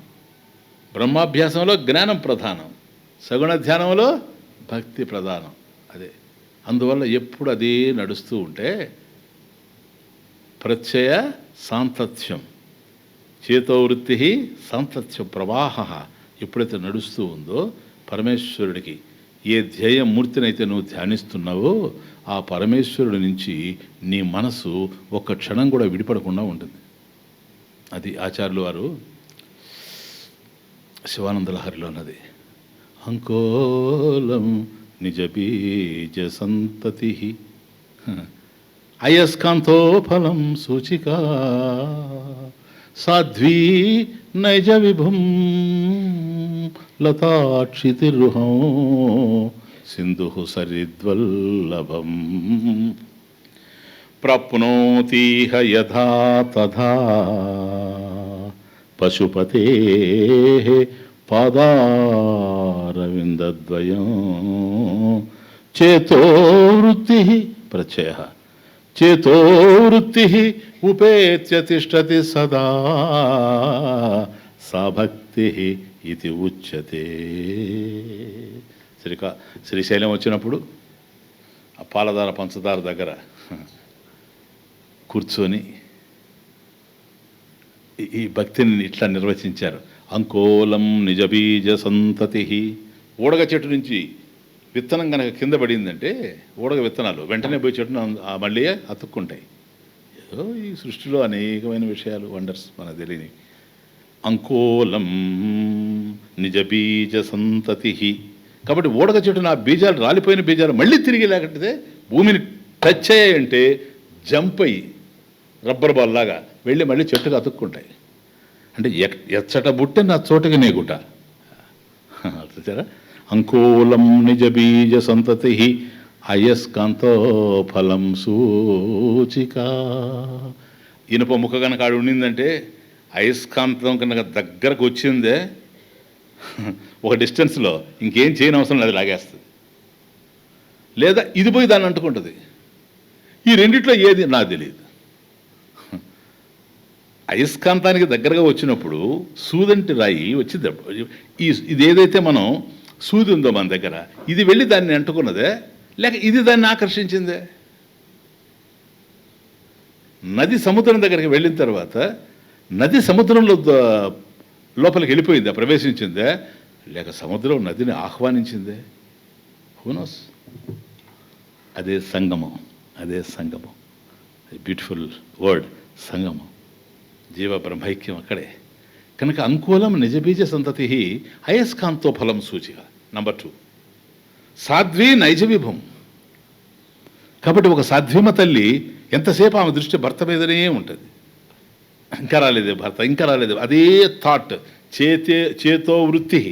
పక్కింటి ఆవిడతో ఎన్ని మాట్లాడుతూ ఉండినా, పిల్లవాడికి అన్నం పెడుతూ ఉండినా, మధ్యలో ఎవరైనా చుట్టాలు వచ్చి బంధువులు వచ్చి మాట్లాడుతూ ఉండినా, నా భర్త ఇంకా ఆఫీస్ నుంచి రాలేదు, నా భర్త ఇంకా పొలం నుంచి రాలేదు అనే ఆలోచనే ప్రధానంగా ఉంటుంది. సాధ్వి నైజ విభం. నంబర్ 3 లతాక్షితిరోహం. కాబట్టి ఒక తీగ అనేటువంటిది చెట్టును అంటుకొని పోతూ ఉంటుంది. అది పెరగాలి, పైకి రావాలి అంటే, వృద్ధి రావాలంటే చెట్టుని వదిలిపెట్టడానికి అవకాశం లేనే లేదు.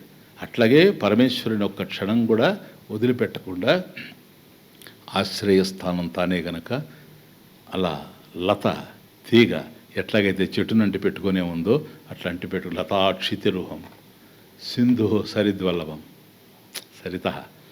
కాబట్టి ఒక నది పరుగులెడుతూ వెళ్ళి సముద్రంలో ఎట్లాగైతే కలిసిపోతుందో, ఎక్కడ ఆగదు, విశ్రాంతి లేదు, ఆ విధంగా చేతోవృత్తి అద్భుతం. ప్రాప్నోతి ఇహ అస్మిన్ లోకే ప్రాప్నోతి యథా తథా పశుపతే పాదారవిందద్వయం. పశుపతి పరమేశ్వరుని యొక్క చరణ కమలాలు, ఆ పాదద్వయం ఏదైతే ఉందో, చేతోవృత్తి ఉపేత్య తిష్టతి. ఆ 2 పాదాలని గట్టిగా పట్టుకొని తిష్టతి, అక్కడే ఉండిపోవడం, కదలకుండా సదా నిరంతరం. సా భక్తి, అది సగుణ భక్తి. ఇది ఉచ్యతే అని చెప్పబడుతుంది అన్నాడు భక్తికి డెఫినేషన్. 5 ఎగ్జాంపుల్స్ ఇచ్చి ఆచార్యుల వారు. అట్లాగే చేతోవృత్తి ప్రత్యయ, మూర్తి ప్రత్యయ. నాయన మూర్తి ప్రత్యయ అంటే ఏ మూర్తి అయితే నువ్వు ధ్యానం చేస్తూ ఉన్నావు, సగుణ ధ్యానం, దానికి సంబంధించినటువంటి మనోవృత్తి చేతోవృత్తి. సాంతత్యం, ఆ వృత్తే కొనసాగుతూ ఉండడం. Same thought flow, incessant thought flow, ఎక్కడ ఆగకుండా ఇన్సెసెంట్లీ ఫ్లోయింగ్, అదే థాట్. ఓం నమో నారాయణాయ, ఓం నమో భగవతే వాసుదేవాయ, ఓం నమో భగవతే వాసుదేవాయ, ఓం నమో భగవతే వాసుదేవాయ, ఓం నమో భగవతే వాసుదేవాయ. నువ్వు పలికే నామం వాసుదేవుడిదే, నీకు అనిపించే రూపం వాసుదేవుడే, నీ భావం వాసుదేవుడే. ఇది ప్రత్యయ సాంతత్యం, మూర్తి ప్రత్యయ సాంతత్యం. ఎంత అద్భుతమో చూడండి. అన్య అంతరితం ధియ, అనంతరితం ధియ. అన్య అంటే అన్య ప్రత్యయం, మరో చిత్తోవృత్తి. బాగా అర్థం చేసుకోండి. ఇప్పుడు ఏదైతే భగవంతుడు ఇప్పుడు నారాయణ అంటూ ఉన్నాం అనుకో, ఆ వృత్తి కాకుండా ఇంకొక వృత్తి రావడం అన్య, వేరొక అన్య ప్రత్యయం చిత్తవృత్తి. అన్య చిత్తవృత్తి అనంతరితం. Beautiful word. అంతరితం అనంతరితం. అంతరితం అంటే పోవడం, అంతరించిపోవడం. అనంతరితం అంటే పోకుండా ఉండడం. అనంతరితం. విద్యారణ్య స్వామి పదప్రయోగాలు ఎంత. అంతరించకుండా ఉండడం అంటే ఏంటి స్వామీజీ? అన్య అది నాయన బాగా అర్థం చేసుకోండి. అన్య అంటే ఏ వృత్తి అయితే మన దగ్గర ఇప్పుడు ఉందో ఆ వృత్తి కాకుండా వేరొక వృత్తి. దీన్ని ఏమంటాం మనం టెక్నికల్గా, శాస్త్ర పదజాలం? అది సజాతీయం కదా. సజాతీయం కాదు, విజాతీయం. విజాతీయం ఇంకొకటి అన్యమైనటువంటి చిత్తవృత్తి, థాట్ ఫామ్. క్లియర్? అన్య అనంతరితం, దాని చేత ఇది పోకుండా ఉండడం. అంతరితం కాకుండా ఉండడం అనంతరితం. బాగా అర్థం చేసుకోండి. కాబట్టి మరొక వృత్తి, చేతోవృత్తి, చిత్తవృత్తి, మనో సంకల్పం వచ్చి ఈ సంకల్పాన్ని పోగొట్టకుండా ఉండడం. అది. కాబట్టి మూర్తి ప్రత్యయ సాంతత్యం అన్య అనంతరితం ధియ ధ్యానం. అది డెఫినేషన్.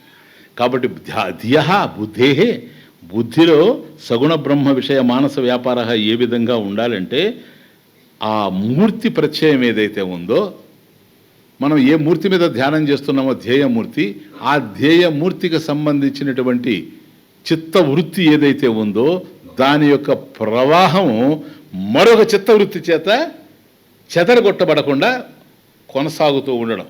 అది విజాతీయ వృత్తి వల్ల ఇది భగ్నం కాకుండా సజాతీయమే కొనసాగుతూ ఉండడం ఏదైతే ఉందో అది ధ్యానం.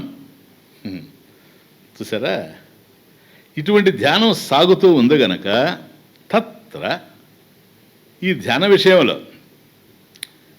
నిర్బంధ, ఇక్కడ నియమాలు ఉన్నాయి. ధ్యానం విషయంలో ఇంతకుముందు అన్నాడు చూసారా, ధ్యానవత నహి, బ్రహ్మాభ్యాసం ధ్యానం లాగా కాదన్నాడు చూసారా. మరి ధ్యానంలో ఎందుకు వచ్చింది నియమం అంటే ఇదిగో ఇది చెప్తున్నాడు. ధ్యానం తత్ర అతి నిర్బంధ. ఓహో సార్, ఈ ధ్యానం విషయంలో కంప్లీట్గా నియమం ఉండాలి, దాన్ని నిర్బంధించి ఉండాలి. ఎందుకు సార్ అంత అన్ని నియమాలు ఎందుకు సార్ ఈ ధ్యానం విషయంలో? మనసు పరమేశ్వరుడి మీదకి పోవడమే కదా, సజాతీయ వృత్తి ప్రవాహమే కదా, నిరంతరం ఈశ్వర ధ్యానమే కదా, సరళ ధ్యానం కదా. సరళ ధ్యానమే సార్. సరళత్వం కలిగినటువంటి ధ్యానంలోనే విరళత్వం ఉండేది, అందువల్ల నియమాలు ఉండాలి. ధ్యాన విషయ నియమహాస్తి అనడానికి కారణం అది. కాబట్టి విజాతీయ ప్రత్యయేన అనంతరితం అవ్యవహితం. అవ్యవహితం అంటే అది చెడగొట్టకుండా ఉండాలి, దీని చేత అది చెడిపోకుండా ఉండాలి. అదే వృత్తి సజాతీయంగా కొనసాగుతూ ఉండాలి. విజాతీయ వృత్తి ప్రవాహం యొక్క ప్రభావం దాని మీద లేకుండా ఉండాలి. అది మూర్తి ధ్యానంలో ప్రధానమైన విషయం. కొద్ది క్లియర్గా అర్థం కావడం లేదు స్వామిజీ, ఎందుకంటే ప్రాక్టికల్గా చేస్తే తెలుస్తుంది మీకు. ఇప్పుడు మూర్తి ధ్యానం మీకు కూడా నేను అనేకసార్లు మూర్తి ధ్యానం మహబూబ్ కాలేజీలో, నిజాం కాలేజీ గ్రౌండ్లో చాలాసార్లు ధ్యానం క్లాసెస్లో చెప్పాను, మీకు జ్ఞాపకం ఉంటుంది. అంటే అది నేను చేసేదే మీకు చెప్పాను బిగినింగ్ స్టేజ్లో. సో స్వామిని మనం అభిషేకం చేసినట్టుగా అంటే పూజను మిక్స్ చేసేవాడిని నేను. ధ్యానం అట్లా కాదు, కానీ నేను మిక్స్ చేసేవాడిని నేను చేసేటట్టుగా. అలా పూజ అంతా అయిపోయిన తర్వాత స్వామిని అలంకరించి ఆయనకు ధూపదీప నైవేద్యాలు హారతి ఇచ్చిన తరువాత స్వామి యొక్క ముఖారవిందాన్ని తదేకంగా దర్శించి ఆ తరువాత ఒక్కొక్క అంగాన్ని చూసుకుంటూ అలా వచ్చి వక్షస్థలము, భుజాలు, వక్షస్థలము అలా వచ్చి గడి ప్రదేశము, అట్లాగే పాదాల దగ్గరకు వచ్చిన తర్వాత ఆ పాదాలు చూచి అక్కడ స్వామి యొక్క పాదాల విందం ఏదైతే ఉందో అక్కడ మనం తలబెట్టి అవన్నీ చూస్తాం. చూసినప్పుడు స్వామి యొక్క పాదాల వేళ్ళకి చూడండి తమాషా, ఊహ కదా, ఇమాజినేషన్ కదా ఇదంతా. స్వామి నీ మనసులో ఎక్కడున్నాడు చూస్తున్నావు, నువ్వు ఉన్నాడు చూస్తున్నావు కనుక యద్భావం తద్భవతి ఉన్నాడు, కాదండాలి. ఆయనకి ఉంగరాలు అవి ఇవి ఆభరణాలు అవి ఉన్నాయి, అవి చూస్తావు నువ్వు. ఇంతవరకు సజాతీయం నడుస్తుంది, ఇంతవరకు సజాతీయం నడుస్తుంది. చూసినప్పుడు అవి రౌండ్గా ఉంటాయి, నీకు అనిపిస్తుంది ఇట్లా ఉండుంటే బాగుండే డైమండ్ షేప్. అక్కడ అది ఉంది, అది ఏది ఉందో దాన్ని దర్శించడం సజాతీయం మూర్తి రూపం కనుక సగుణ బ్రహ్మ. ఇట్లా ఉంటే బాగుండంటే అట్లా లేదు కదా, అట్లా ఉంటే బాగుండంటే అట్లా ఉండేటట్లయితే ఉండదా? ఏది ఉందో అది నువ్వు చూడాలి. కానీ ఇప్పుడు ఏదైతే ఇట్లుంటే బాగుండు అనుకున్నావు చూచారా, విజాతీయం ఎంటర్ అయింది. అప్పుడు ఇంకా కూడా అనుకుంటాడు చుట్టూ కొద్దిగా డైమండ్స్ ఉంటే, Indian diamonds, not American diamonds. American diamonds మెరుస్తాయి కానీ చీప్, అవి ఇండియన్ డైమండ్స్.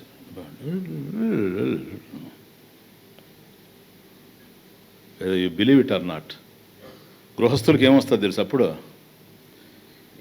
ఇంతకుముందు ఆవిడ అడిగింది అట్లాంటిదే కాదు. ఆవిడెవరు? లక్ష్మీదేవే? కాదు కాదు, మన ఇంట్లో అష్టలక్ష్మి.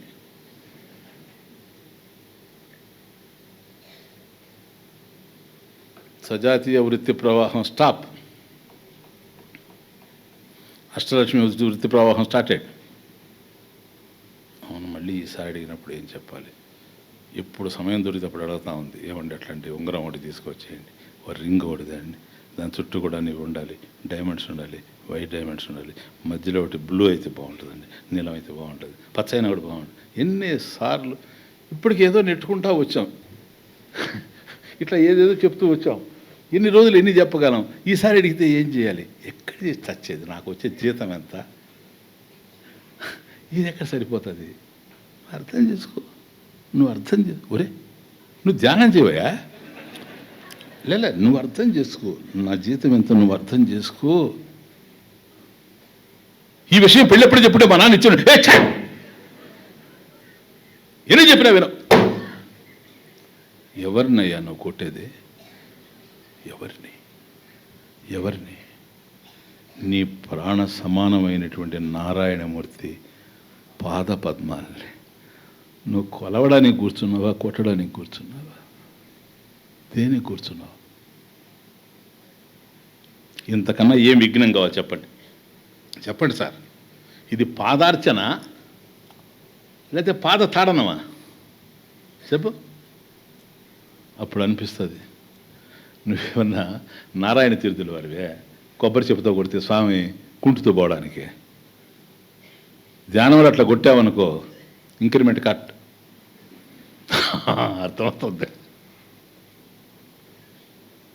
తర్వాత ఏం ఉపయోగించి? అందుకని ఆయన ఇన్ని రకాలుగా వెళుతుంది కనుక మనస్సు, తస్మాత్ కేనాప్యుపాయేన మనః కృష్ణో నివేశయేత్ అనడానికి కారణం అది. దీనికి నియమాలు లేకపోతే అసలు మాట ఏందో చూడు, ఎక్కడ కదిలిందో, ఎక్కడికి వచ్చి తేలిందో.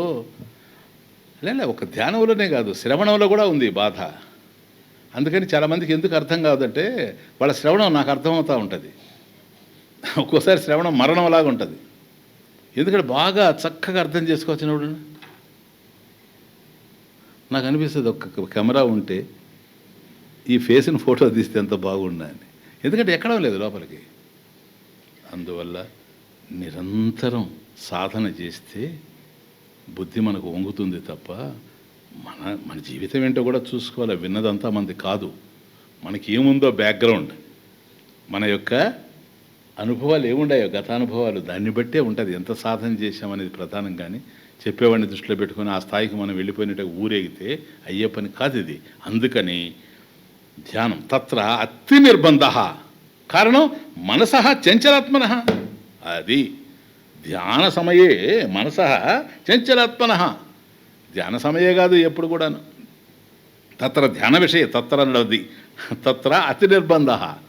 తత్ర అతి నిర్బంధ అంటే తత్ర ధ్యాన విషయే ధ్యానే తత్ర ధ్యానే అతి నిర్బంధ అస్తి. కారణం మనసః చంచలాత్మన చంచల స్వభావ భవతి. అది ఎంతో చంచల స్వభావం కలిగింది కనుక సదా పర్యటనశీలస్య కరి తురగాదేహే ఏకత్ర సంబాదే సంబాదౌ బంధనే. ఇప్పుడు పర్యటనశీలస్య కరి తురగాదేహే టీక అంటే ఏనుగా, గుర్రం ఇవన్నీ పోతుంటాయి. అవి బాగా ప్రయాణం కూడా చేస్తాయి. కానీ వచ్చిన బాధ ఏంటంటే చంచలం, విపరీతమైన చంచలం. అర్థమవుతుంది. ఈ కరి అంటే ఏనుగు ఎక్కడుందంటే చంచలత్వం తొండంలో ఉంది. మీరు ఎక్కడైనా చూడండి, ఏనుగు పోతూ ఉంటే కాముగా బొమ్మనంటే మనం తలంచుకొని పోయినట్టుగా లే, అది పోతూ ఉంటుంది. తొండం మాత్రం ఎట్లా అంటుంటుంది. తొండాన్ని కదిలించకుండా అది పోదు. దాన్ని చూస్తే మనకు అర్థం అవుద్దబ్బా ఏనుగుగా తొండ ఉండేది మనకు. ఇది ఎక్కడ మనకు ఉందని తెలుస్తుంది? ధ్యానంలో తెలుస్తుంది. ఆ తరువాత తురగం అంటే ఈ గుర్రానికి చపలత్వం కళ్ళల్లో ఉంటుంది. అందుకని మీరు చూడండి, గుర్ర బట్టలకు కానీ ఎక్కడైనా సరే ఈ కందలు ఇట్లా కడతారు. అంటే ఇది కనపడదు, ఇట్లా తీసి ఇట్లా కడతారు వాటికి. అంటే స్ట్రైట్గా కనపడితే స్ట్రైట్గా పోద్ది గుర్రం. ఇట్లా కనపడితే మళ్ళీ బండిని ఎటు తిప్పుద్ది. అర్థమవుతుంది. దాని చపలత్వం అట్లా ఉంటుంది. ఇప్పుడు మనకు ధ్యానంలో స్వామి ఉంగరం కనపడితే అష్టలక్ష్మి దర్శనం అయినట్టుగా. అందుకని ఏం చేయాలి? పునః పునః అభ్యాసం. అందుకని అభ్యాసైనత కౌంతేయ వైరాగ్యాన్ని చగృహ్యతే. ఎంత అందంగా. కాబట్టి ఇటువంటి చంచలమైనటువంటి మనసు కనుక మనసః చంచలాత్మనః ఇతే. చంచలం హి మనః కృష్ణ ప్రమాది బలవదృఢం తస్యాహం నిగ్రహం మన్యే వాయోరివ సుదుష్కరం. వాక్యం ప్రమాయతి. యాక్చువల్గా ఇట్స్ నాట్ ప్రమాణయతి, పఠతి, రైట్ వర్డ్. ప్రమాణం ఎప్పుడంటే సందేహం ఉంటే ప్రమాణం. ఇది గీత కదా, అవునా కదా? అమ్మ అది కూడా డౌటా? అమ్మ చంచలంభి మనః కృష్ణ ప్రమాది బలవత్ దృఢం తస్యాహం నిగ్రహం మన్యే వాయోహో ఇవ సుదుష్కరం. ఎవరికి చెప్పింది? కృష్ణుడు కదా, ఏనైనా అర్జునుడు. ఆయన అనుభవం అది. చంచలంభి మనః,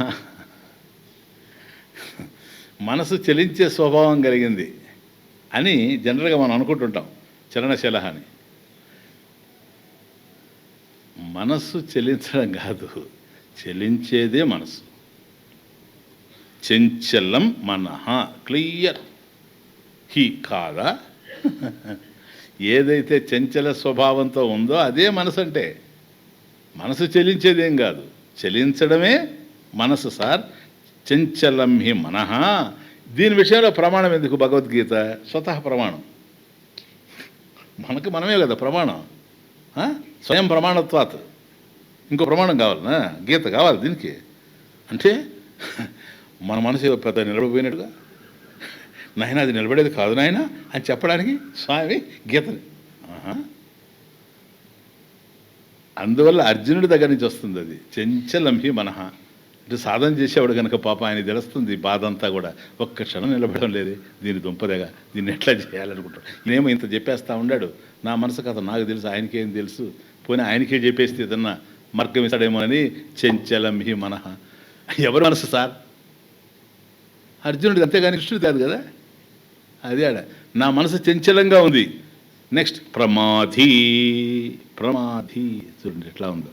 ప్రమాధి ప్రమథనశ్యం అంటే క్షోభ కలిగిస్తుంది. ప్రమాధి అంటే క్షోభ కలిగించేది. ప్రమథనాతి శరీర ఇంద్రియాణిచ, దేహాన్ని ఇంద్రియాలని క్షోభించేసేటువంటిది. అందుకని ప్రమాధి, ప్రమథనశీలం. తమాషా చూడు. ఏమయ్యా అది చంచలమైతే నీకు వచ్చే నష్టం ఏంది? పోనీలే, అది తమాషా. మనసు చంచలమైతే నీకేమొచ్చింది? నువ్వు మనసు కాదు కదా. ఓకే కాదు సార్, నేను మనసు కాకపోయినా అది ప్రమాధి అంటే ప్రమథనశీలం, క్షోభ కలిగిస్తూ ఉంది. ఎవరికి? ఇంద్రియ శరీరం రెండింటికి కూడాను. కాబట్టి ప్రమథనాతి శరీరం ఇంద్రియాణిచ, ఇంద్రియాలను కూడా. ఇప్పుడు చూడండి, మనసులో కదా కదిలేదు. ఏదన్నా ఒక కోపం వచ్చింది అనుకోండి ఫర్ ఎగ్జాంపుల్. కోపం ఎక్కడ ఉండేది? మనసులో కదా. మోకాళ్ళల్లో, పాదాల్లో, అక్కడ ఇక్కడ లేదు కదా, లేదు కదా, అవునా? కానీ దాని ప్రభావం దీని మీద ఉంటుంది. అది ప్రమథనశీలం. అది క్షోభించాలి. చంచలమైన మనసు క్షోభించాలి. దానివల్ల ఇవి క్షోభిస్తాయి. శరీరం ఇంద్రియాణిచ. శరీరం ఎట్లా క్షోభిస్తా స్వామీజీ? చూడ, మీరు కోపం వచ్చినప్పుడు దెయ్యం ఊగినట్టు అవుతాడు కదా మనిషి. వేడెక్కిపోతుంది దేహం. చూడండి మీరు, కోపం వచ్చినప్పుడు పోయి పట్టుకోండి ఎట్టుంటాడు. అంతకుముందు ఫ్రిడ్జ్ నుంచి వచ్చినట్టుంటాడు. ఇప్పుడు సాక్షాత్ ఫర్నేస్. అమ్మో, భయంకరంగా ఉంటుంది, కాలిపోతూ ఉంటుంది. అంటే ఆ మనసులో ఉండే క్షోభ దేహం మీద పడింది. ఇంద్రియాణిచ, ఆ క్షోభ కలగక ముందు ప్రసన్నంగా ఉంటాయి నేత్రాలు. క్షోభ కలిగినప్పుడు చూడండి ఎర్ర కలువలు అయిపోతాయి. అబ్బా చాలా కోపం వచ్చిందండి, ఆయన కళ్ళు ఎర్రగా ఉన్నాయండి. మనసులో కదా కోపం. కళ్ళల్లో ఎరుపుదనం ఏంటి చెప్పండి? అంటే ఇంద్రియాల మీద దాని ప్రభావం ఉంది, దాని ప్రభావం ఉంది. దేహం చలిస్తుంది, దాని ప్రభావం ఉంది. కాబట్టి అందువల్ల ప్రమాధి. ఆ మనసు ఎప్పుడైతే చంచలంగా ఉందో, చంచలమైనటువంటి మనసు ప్రమాధి. శరీరం ఇంద్రియాణిషు, ఆ రెండిట్లో కూడా ఇంద్రియాణిచ క్షోభ కలిగించేటువంటి స్వభావం కలిగి ఉంది. చంచలం హి మనః కృష్ణ ప్రమాధి. పోని అంత క్షోభను కలిగించేది కదా, దాన్ని ఏమన్నా చేస్తామంటే బలవత్. కనెక్షన్ దానికొట్టి మనకన్నా బలమైంది. మనం ఎప్పుడు కూడా మనకన్నా బలహీనుడి మీద పోతాం పులిలాగా. మనకన్నా బలవంతుడు జోలికి కూడా పోం. ఈరోజు ఆదివారం నేను ఆయన ఏం చేయనంట. ఒకవేళ కనుక బలవంతుడి మీద పోయినామనుకో ఏం జరగద్దో మనకు తెలుసు. Same with the mind. ఇది మనకన్నా చాలా బలమైంది కాబట్టి దాన్ని కనుక నిగ్రహించాలని పోతే అది 3 చెరువులు నీళ్లు తాగించి 30 తిప్పలు పెట్టేస్తుంది. అంత శక్తి కలిగినటువంటిది కనుక మనకన్నా చాలా బలమైంది. బలమైన కూడా సాధిస్తామంటే బలమైన సాధిస్తామనుకో దృఢం వదనుకోండి అంటే దృఢంగా బంధిస్తుంది అని. శంకరాచార్య స్వామి అయితే భాష్యంలో నాగపాశవత్ అచ్ఛేద్యం, నాగపాశం ఇప్పుడు బంధిస్తుండే మనకి. ఇప్పుడు రామాయణంలో యుద్ధకాండలో వస్తూ ఉంటుంది, నాగపాశాన్ని ప్రయోగించాడండి అంటే పాము గట్టిగా చుట్టుకొని మనిషిని కదలనీయకుండా చేసినట్టుగా అది నాగపాశం అంటే. పాశం అంటే త్రాడు, అంటే సర్పమే త్రాడు రూపంలో బంధించేస్తుంది, ఇంకా మనిషి అట్లా కదలలేడు. నాగపాశవత్ అచ్ఛేద్యం, అది దృఢం అంటే ఇంకా అక్కడి నుంచి కదిలే అవకాశమే లేదు. ఇటువంటి దాన్ని తస్య నిగ్రహం, దాన్ని ఎట్లా నిగ్రహించాలనో అహం న మన్యే, అది తస్యాహం నిగ్రహం మన్యే. నేను భావిస్తున్నాను ఏమైనా తెలుసా, దాని కష్టం ఎట్లాగూ వాయోరివ సుదుష్కరం దాన్ని నిగ్రహించడం అనేటువంటిది చాలా కష్టం సార్. యదా వాయోహో దుష్కర నిగ్రహ, ఏ విధంగా అయితే గాలిని బంధించలేమో తతోపి మనసః దుష్కరం మన్యే, అట్లాగే మనసును బంధించడం కూడా దుస్సాధ్యమని నేను అనుకుంటున్నా. ఇది అభిప్రాయ. క్లియర్? ఇప్పుడు కాదు నాయన, ఇప్పుడు గాలి ఇట్లా పోతా ఉంది, కాకులు వచ్చిపోతూ ఉంది అనుకోండి, దాన్ని ఇట్లా పట్టేసుకోవచ్చు కదా. క్రికెట్ బాల్ కొట్టాడు అనుకోండి బ్యాట్స్మెన్, సర్రని పోతుంది అనుకోండి, దానికి కారణం గాలి కూడా ఉంటుంది. ఇప్పుడు బాల్ను పట్టగలవేమో కానీ ప్రయత్నం చేసి గాలిని బంధించలేవు. ఇదిగో గాలి పోతా ఉంది, నేను పడతాను చూడు, ఏది పట్టు గాలి. అంటే గాలిని బంధించడం ఎంత కష్టమో ఈ మనసుని నిగ్రహించడం అంత కష్టంగా కనపడతా ఉంది అని. అంటే కారణం ఏందో తెలుసా? ఎందుకు అట్లా పరిగెత్తా ఉంది? మనం కళ్ళు మూసుకొని మూర్తి ధ్యానం చేస్తూ ఉంటే మనసు ఎందుకు అట్లా పరిగెత్తా ఉందంటే ఇది ముందే ఒక అభిప్రాయానికి వచ్చేసింది మనసు. అందుకు శాస్త్రంలో ఇంత విశ్లేషణ. ఏం అభిప్రాయం తెలుసా? నాకు కావలసిన ఆనందం బాహ్య ప్రపంచంలో ఉంది. కారణం హేతువేంటి? అక్కడ ఆనందం ఉందని. గతంలో నేను ఏదన్నా అనుభవించుంటే దాంతోనే అనుభవించాను. అది నాకు ఒక ఆనందానుభూతి కలిగింది అంటే, సుఖానుభూతి కలిగిందంటే బాహ్యంలో ఉండేటువంటి విషయాలలో రమించడం చేత వాటితో తృప్తి చెందినప్పుడే నాకు ఆనందం కలిగినట్టే కనపడుతుంది. ఇది నా ప్రత్యేకమైనటువంటి అనుభవం, వ్యక్తిగతమైనటువంటి అనుభవం. ఈ అనుభవాలతో నాకేం తెలుస్తుందంటే ఆనందం అనేది బాహ్య ప్రపంచంలో ఉంది. బాహ్య ప్రపంచంలో ఆనందం ఉండేటప్పుడు దానికన్నా భిన్నంగా మనిషిని ఎప్పుడైతే మనం ఆంతర్యంలోకి కళ్ళు మూసి లోపలికి తీసుకుపోతున్నామో బలవత్తరంగా కళ్ళు తెరుచుకొని బయటకు వస్తాడు. ఎందుకని? ఆనంద is in the world out side. ఇది వచ్చిన బాధ. అందుకని పరుగులెత్తుతూ కళ్ళు తెరుచుకొని ముందుకు పోతూ ఉంటే దాన్ని నిగ్రహించాలంటే కష్టము. ఇట్లా ఉంది నా పరిస్థితి. ఎప్పుడు ఎట్లా కదులుతుందో తెలియదు. ఇప్పుడు సరోవరం ఉంటుంది, గాలి వీస్తుంది, అట్లా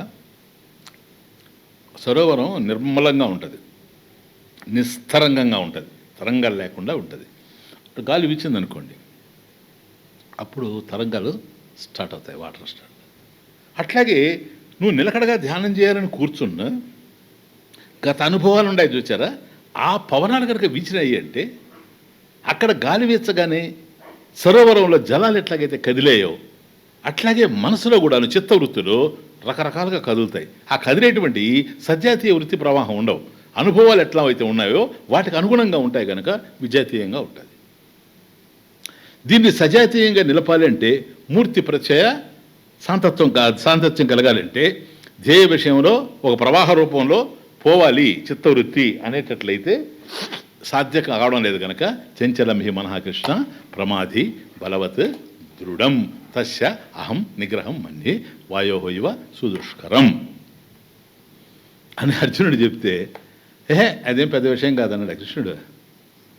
ఇప్పుడు టీవీలో అయితే అంటారు అందరూ, మనసుని ఎంతసేపు అండి, మీరు రండి మా దగ్గర రండి, ఎక్కడికి యోగా క్లాసుకు రండి. కృష్ణుడు ఏం చెప్పాడు తెలుసా? అసంశయం మహాబాహో, క్లియర్, డౌట్ లేదు నాయన, అసంశయం. నీకు ఈ విషయంలో సందేహం అవసరం లేదు. ఏ విషయంలో? మనసు చెంచలం అని చెప్పావు చూచారా, సందేహం అవసరం లేదు. నేను సర్టిఫై చేస్తున్నాను కదా, తీసుకురా సంతకం పెడతా. ఆయన సంతకం పెడితే ఇంకెవడు కాదనేది. అసంశయం మహాబాహో, పైగా పదజాలం చూడు, పదప్రయోగం మహాబాహో, గొప్ప బాహులు కలిగి ఉన్నవాడు. అంటే అంత శక్తిమంతుడైనటువంటి నీకే అది చెంచలం, ఇంకా మనక చెప్పండి. రామస్వాములు, మునస్వాములు, వెంకటస్వాములకి మనకి ఎట్లుంటుందో చెప్పండి. అది విషయం. అసంశయం మహాబాహో మనః దుర్నిగ్రహం చలం, ఎప్పుడు చెలిస్తూనే ఉంటుంది, మనం నిగ్రహిస్తే సాధ్యపడదు అని కృష్ణుడంతటి వాడు చెప్తా ఉన్నాడంటే నియమాలు వద్దు ఏమొద్దు అని అంటే ఎట్లా కుదురుతుంది? బ్రహ్మాభ్యాసంలో నియమాలు అవసరం లేదు, కానీ ఇక్కడ నియమాలు ఉన్నాయి కనుక. కాబట్టి అర్జునుడంతటి గొప్ప మహాత్ముడు, సాధకుడు, మనసును చెంచలమంటూ ఉంటే కృష్ణుడంతటి సాక్షాత్తు భగవంతుడు నిజమే నాయన అని చెప్తూ ఉంటే ఎంత నిగ్రహం! అది నిగ్రహించడం ఎంత కష్టం అంటే రాముడు వచ్చాడు మళ్ళీ. చూడండి తమాషా, స్టార్ట్ చేసింది అర్జునుడు, సర్టిఫై చేసింది కృష్ణుడు. ఎంత నిగ్రహం కష్టం, దాన్ని నిగ్రహించడం చాలా కష్టం. ఎంత కష్టం అంటే మనం ట్రై చేస్తాం అన్నమాట. అంటే మన వల్ల ఏమన్నా అవుతుంది దాన్ని. అది వెళుతాం చూడండి, అయ్యా ఊరి పోతున్నాను నడిచి, ఎవడనంటే ఎంత దూరం సార్, ఎందుకో తెలుసా, ఎంత దూరం అనేవాడికి ఒకటి అర్థమైపోయింది, ఇంకా నేను నడవలేను అని. అప్పుడు వాడు అన్నాడు కూడా దుండిగాలు అంతేనండి. అంతేనా, పోతా. అదే ఆడ ఈయన ఎంత కష్టం. కృష్ణుడు కష్టం అని చెప్తుంటే ఎంత కష్టం అని ఎవరిని ఒక నికృష్ణుని పట్టుకుని అడిగితే అర్థం అవుతుంది అది. అందుకని ఎవరిని అడగాలి? ఇంకా కృష్ణుడిని అడగాల. ఆయన చెప్పేశాడు కదా, ఇంకేం అడుగుతాం ఆయన్ని? అందుకని రాముడిని అడుగుతాం. అయ్యా రామచంద్ర, ఇది ఎంత కష్టం ఆయన నిగ్రహించుకోవడం. మళ్ళీ ఆయన దగ్గర పోతే కోపడతాడేమో, నువ్వు చెప్పు అంటే రాముడు శుభ్రంగా చెప్తా. అప్యబ్ధిపానాన్ మహతః సుమేరోన్మూలనాదపి అపి వహ్నిశనాత్ సాధో విషమచిత్త నిగ్రహ. చిత్త నిగ్రహ విషమ. పో అయ్యా, అది ఎంత కష్టతరం అని చెప్పాలి అని అంటే అది ఎంత విషమమో కొన్ని ఎగ్జాంపుల్స్ ఇస్తా, దాన్ని బట్టి నువ్వు అర్థం చేసుకొని. రాముడు ఇది ఎక్కడో తెలిసింది. ఇప్పుడు అర్జునుడు ఎట్లాగైతే కృష్ణుడితో మొరబెట్టుకున్నాడో చంచలం హి మనః కృష్ణ అని, ఇదే పాయింట్ అర్జునుడు కృష్ణుడిని అడిగితే రాముడు వశిష్ఠుడిని అడిగాడు. యోగవాసిష్టం సార్. యోగవాసిష్టంలో రామచంద్రమూర్తి సాక్షాత్ వశిష్ఠ మహర్షిని ప్రశ్నించాడు ఇట్లా, గురుదేవా నేను ధ్యానం చేస్తున్నా. అప్పుడు రాముడు వయసు ఎంత? 16. రాముడు వయసు 16 సార్. ఇంకా కొద్ది తక్కువే, 6 నెలలు, ఎందుకంటే పెళ్లి కాలే ఇంకా.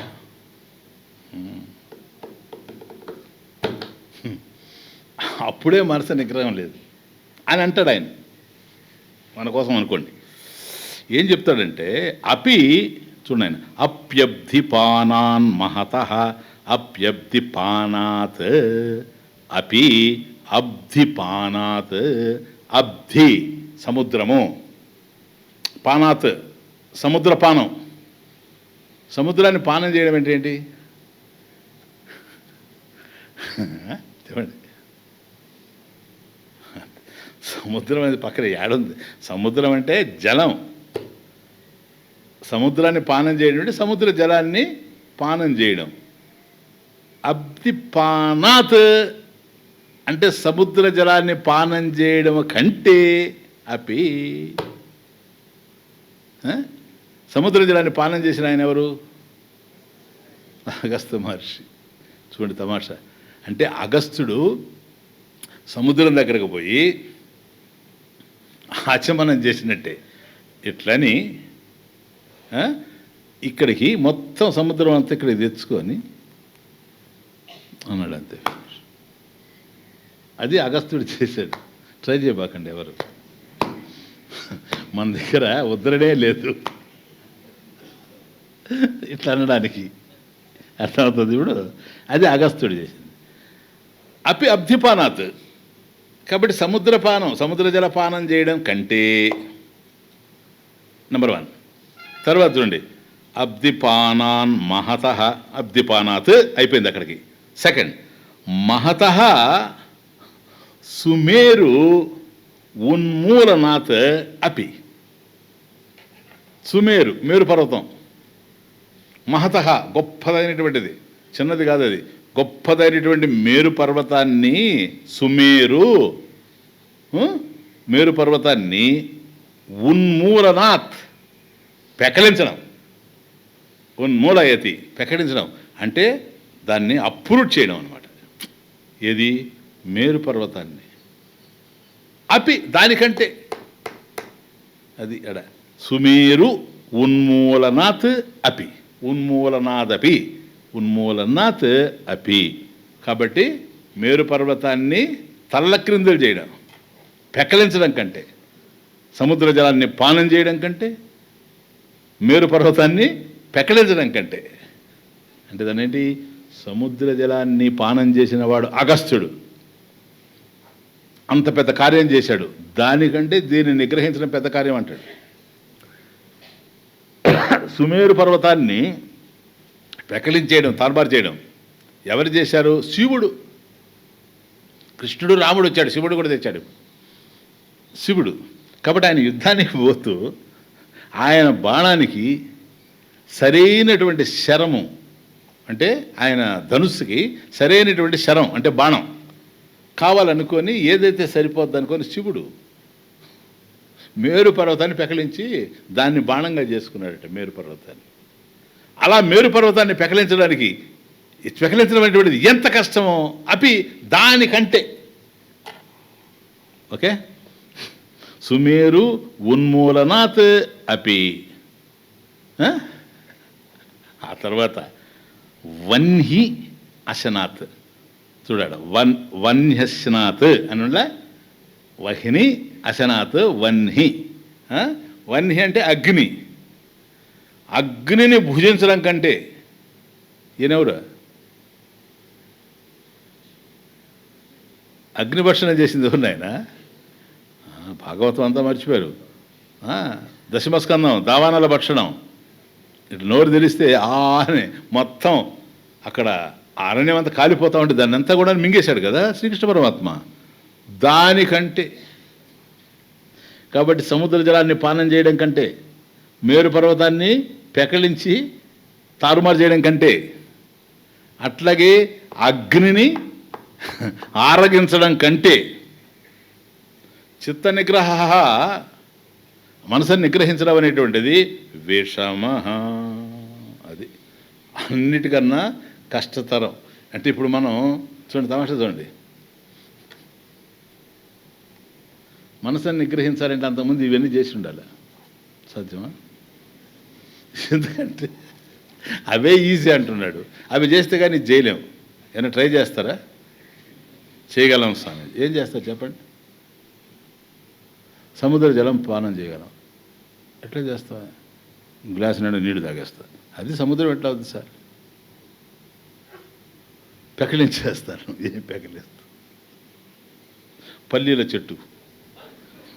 అది కాదు సార్, అది సుమేరు పర్వతం. ఏమని ఎవరు చెప్పారు సార్?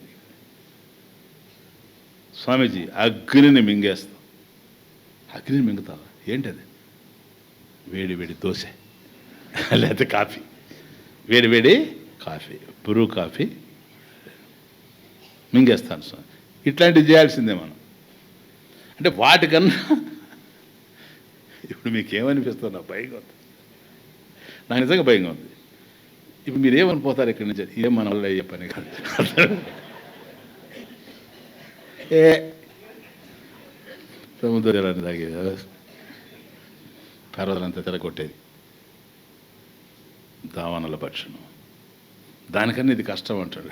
కానీ మనసుని నిగ్రహిస్తే కానీ మహిమ తెలియదు అంటాడు. మళ్ళీ మనసుని నిగ్రహించడం ఎట్లున్నదంటే ఇట్లా అంటున్నాడు.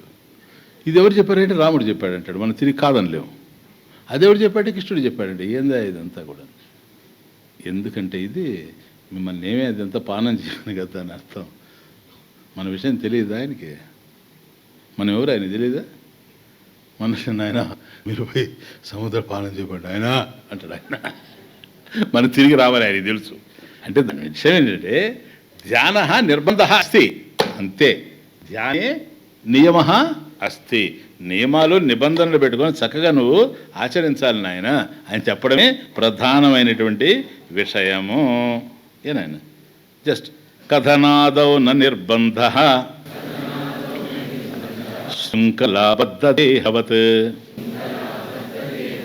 కిం త్వనంతేతి హాసాధ్యైః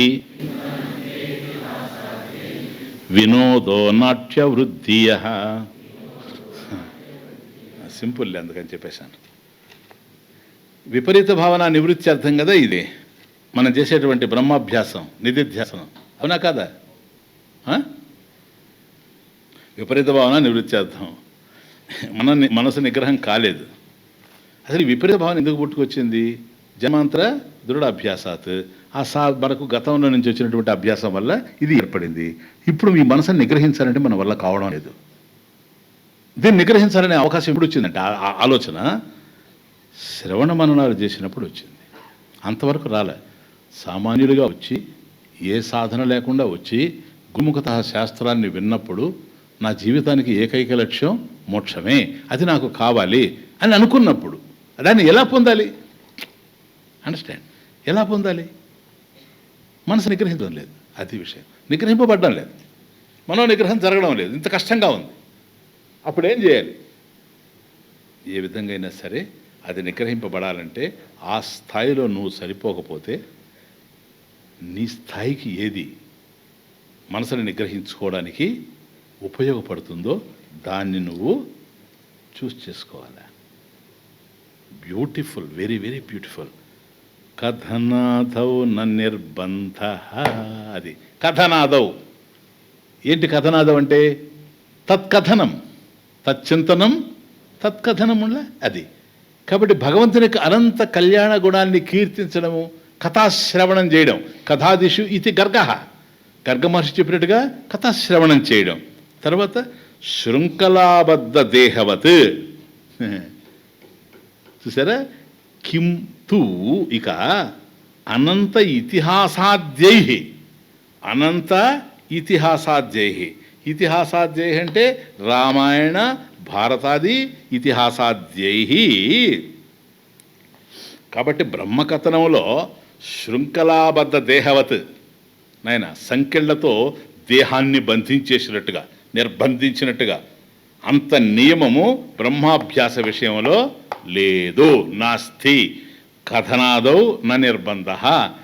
భగవంతుని యొక్క తత్కథనం, తచ్చింతనం ఏదైతే ఉందో పరస్పరం అన్యోన్యం, తత్ప్రబోధనం, ఏతత్ ఏకపరత్వం, ఇవన్నీ కూడా ఏవైతే చెప్పాడో వీటి విషయంలో ఏదో ఒక సంఖ్యలు ఇవి తీసుకొని దేహాన్ని బంధించినట్టుగా, అదే సంఖ్యలతో దేహాన్ని బంధించినట్టుగా శృంఖలాబద్ధ దేహవత్ అట్లా నిర్బంధమేమి లేదు.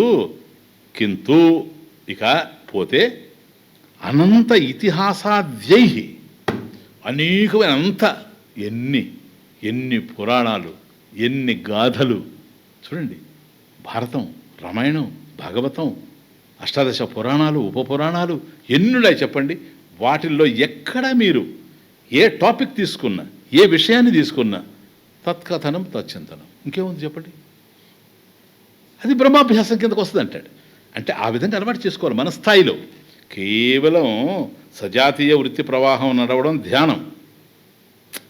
వృత్తే లేకుండా కేవలం బ్రహ్మాభ్యాసం. ఆ స్థాయికి పోవాలంటే మూర్తి ధ్యానం. మూర్తి ధ్యానంలో కూడా మనసు నిలవనప్పుడు చేయవలసింది ఏంటంటే కథనాదౌ. అది కథనాదౌ ఆసక్తి. కాబట్టి భగవంతుని యొక్క కథలు వినడం, చేయడం ఇవన్నీ రావాలి. ఎందుకని? అనంత ఇతిహాసాధ్యై. కావలసిన ఉండయి మనకు అవన్నీ కూడా. అందువల్ల అన్ని రాశారు. ఇప్పుడు ఇన్ని పురాణాలు ఎందుకు చెప్పండి? భక్తి కలగడానికి. ఇన్ని గ్రంథాలు ఎందుకు? భక్తి కలగడానికి. వినోద నాట్యవత్ ధియ ధియ బుద్ధే, బుద్ధిలో నాట్యవత్.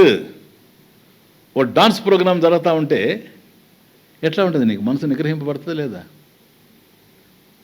సినిమా పోతే చూస్తుంటుంది అన్నట్టుగా. ఇంకా 3 ఓవర్స్లో క్రికెట్ ఉంటే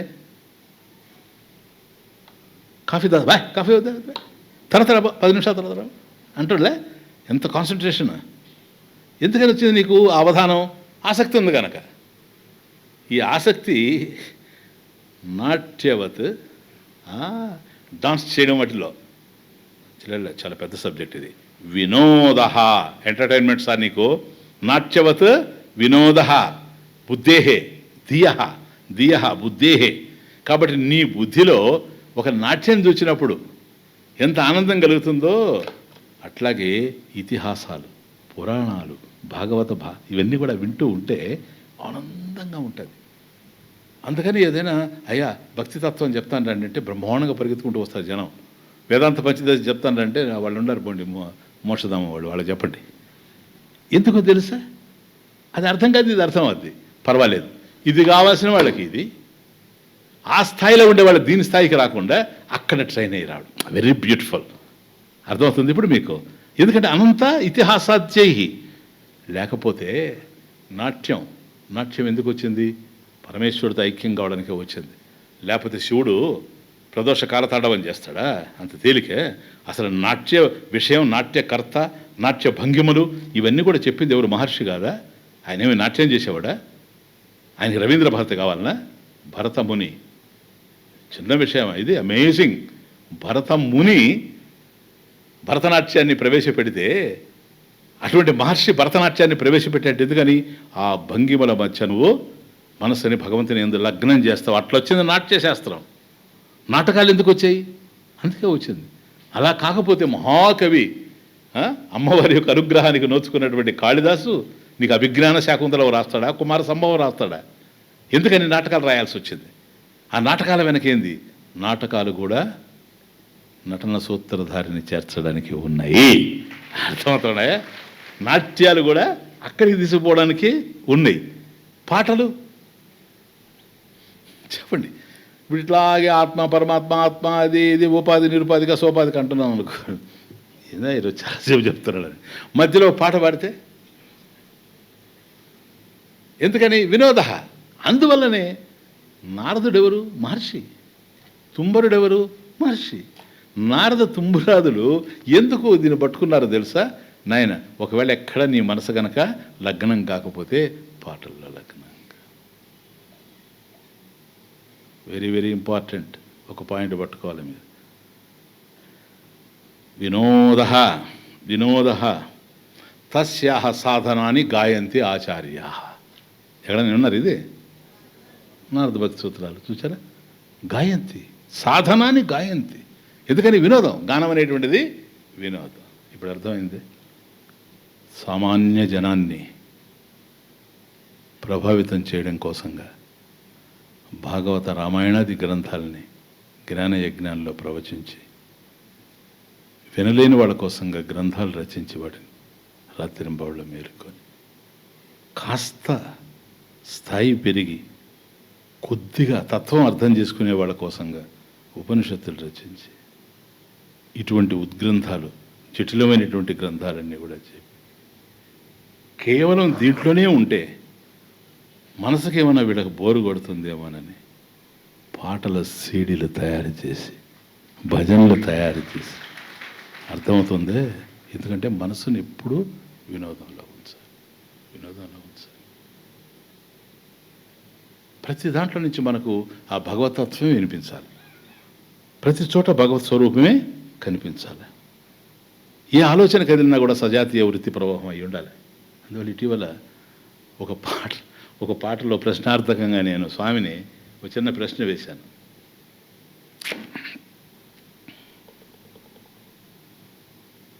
చెప్పబా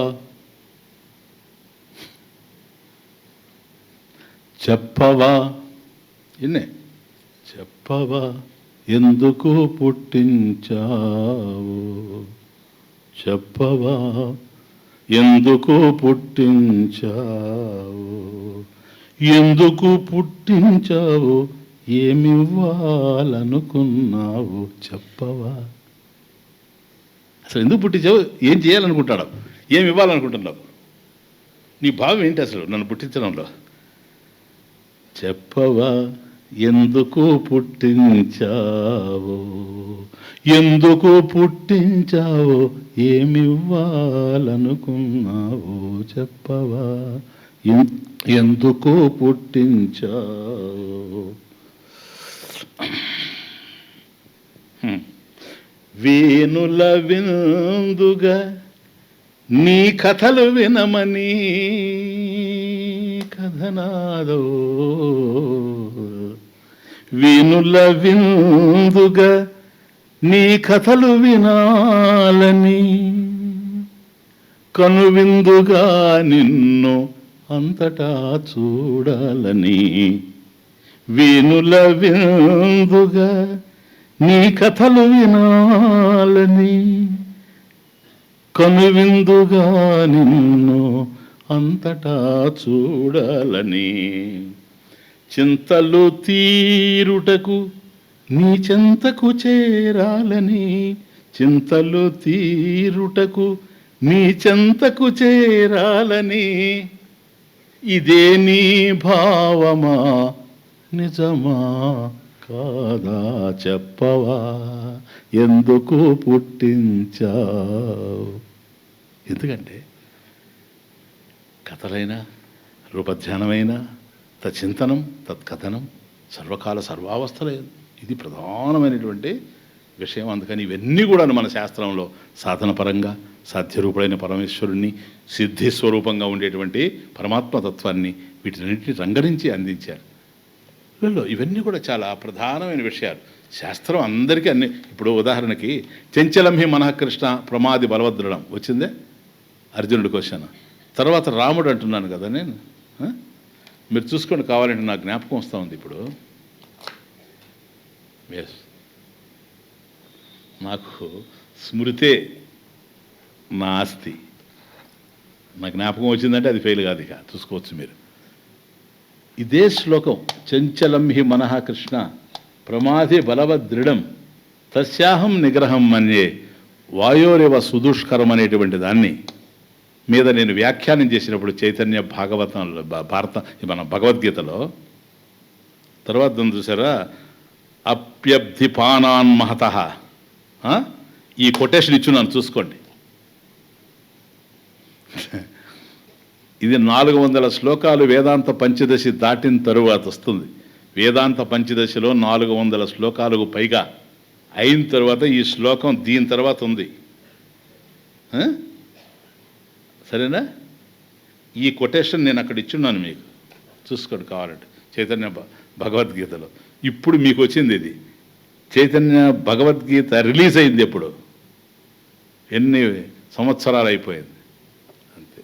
ఎందుకు చెప్తున్నానంటే అది కోట్ చేయడం గొప్పని కాదు, శాస్త్రం లింక్. ఇది వచ్చింది కదా, ఇది జ్ఞాపకం వస్తుంది, అర్థమవుతుంది. ఇది వేదాంత పంచదశలో ఉంది. మీరు చైతన్య భగవద్గీత 6th చాప్టర్ ఈ శ్లోకం దగ్గర చూసుకోండి. అందువల్ల అట్లా మనం జటిలమైనటువంటి కుహ్యమైనటువంటి గ్రహింప శక్యంగానటువంటి ఆధ్యాత్మిక లోతుల్లోకి వెళ్ళలేనప్పుడు వీటి ద్వారా రావాలి. అందరు ఇలా వచ్చినటువంటి వాళ్ళే. మేమైనా ఈరోజు తత్వజ్ఞానాన్ని ఇలా అందిస్తున్నాము ధైర్యంగా అంటే అన్నీ చేసుకొని రావడం వలన ఇది కుదిరింది. అంతేగాని ఉన్న పళంగా ఊడి పడేది కాదు. ఇది పుస్తకాల్లో నుంచి తొంగి చూసేది కాదు. ఇది గ్రంథం ప్రమాణం మనకు అవసరం, కానీ మన యొక్క ఎప్పుడూ మరణశీలత ఉండాలి. ఎంత మననం మనలో జరుగుతూ ఉంటే సరేనా, ఇంకొక రెండవ ధ్యాస లేకుండా నిరంతరం చేతోవృత్తి ఏకపరత్వంతో నడిచినప్పుడే ఇవన్నీ సాధ్యపడతాయి. లేకపోతే అంత తేలికైనటువంటి విషయం కాదు. 122 ఈరోజు 7 శ్లోకాస్ అయినాయి. 122కి వచ్చాం. ప్లీజ్. ఓం ఓం పూర్ణమదః పూర్ణమిదం పూర్ణాత్ పూర్ణముదచ్యతే పూర్ణస్య పూర్ణమాదాయ పూర్ణమేవావశిష్యతే. ఓం శాంతి శాంతి.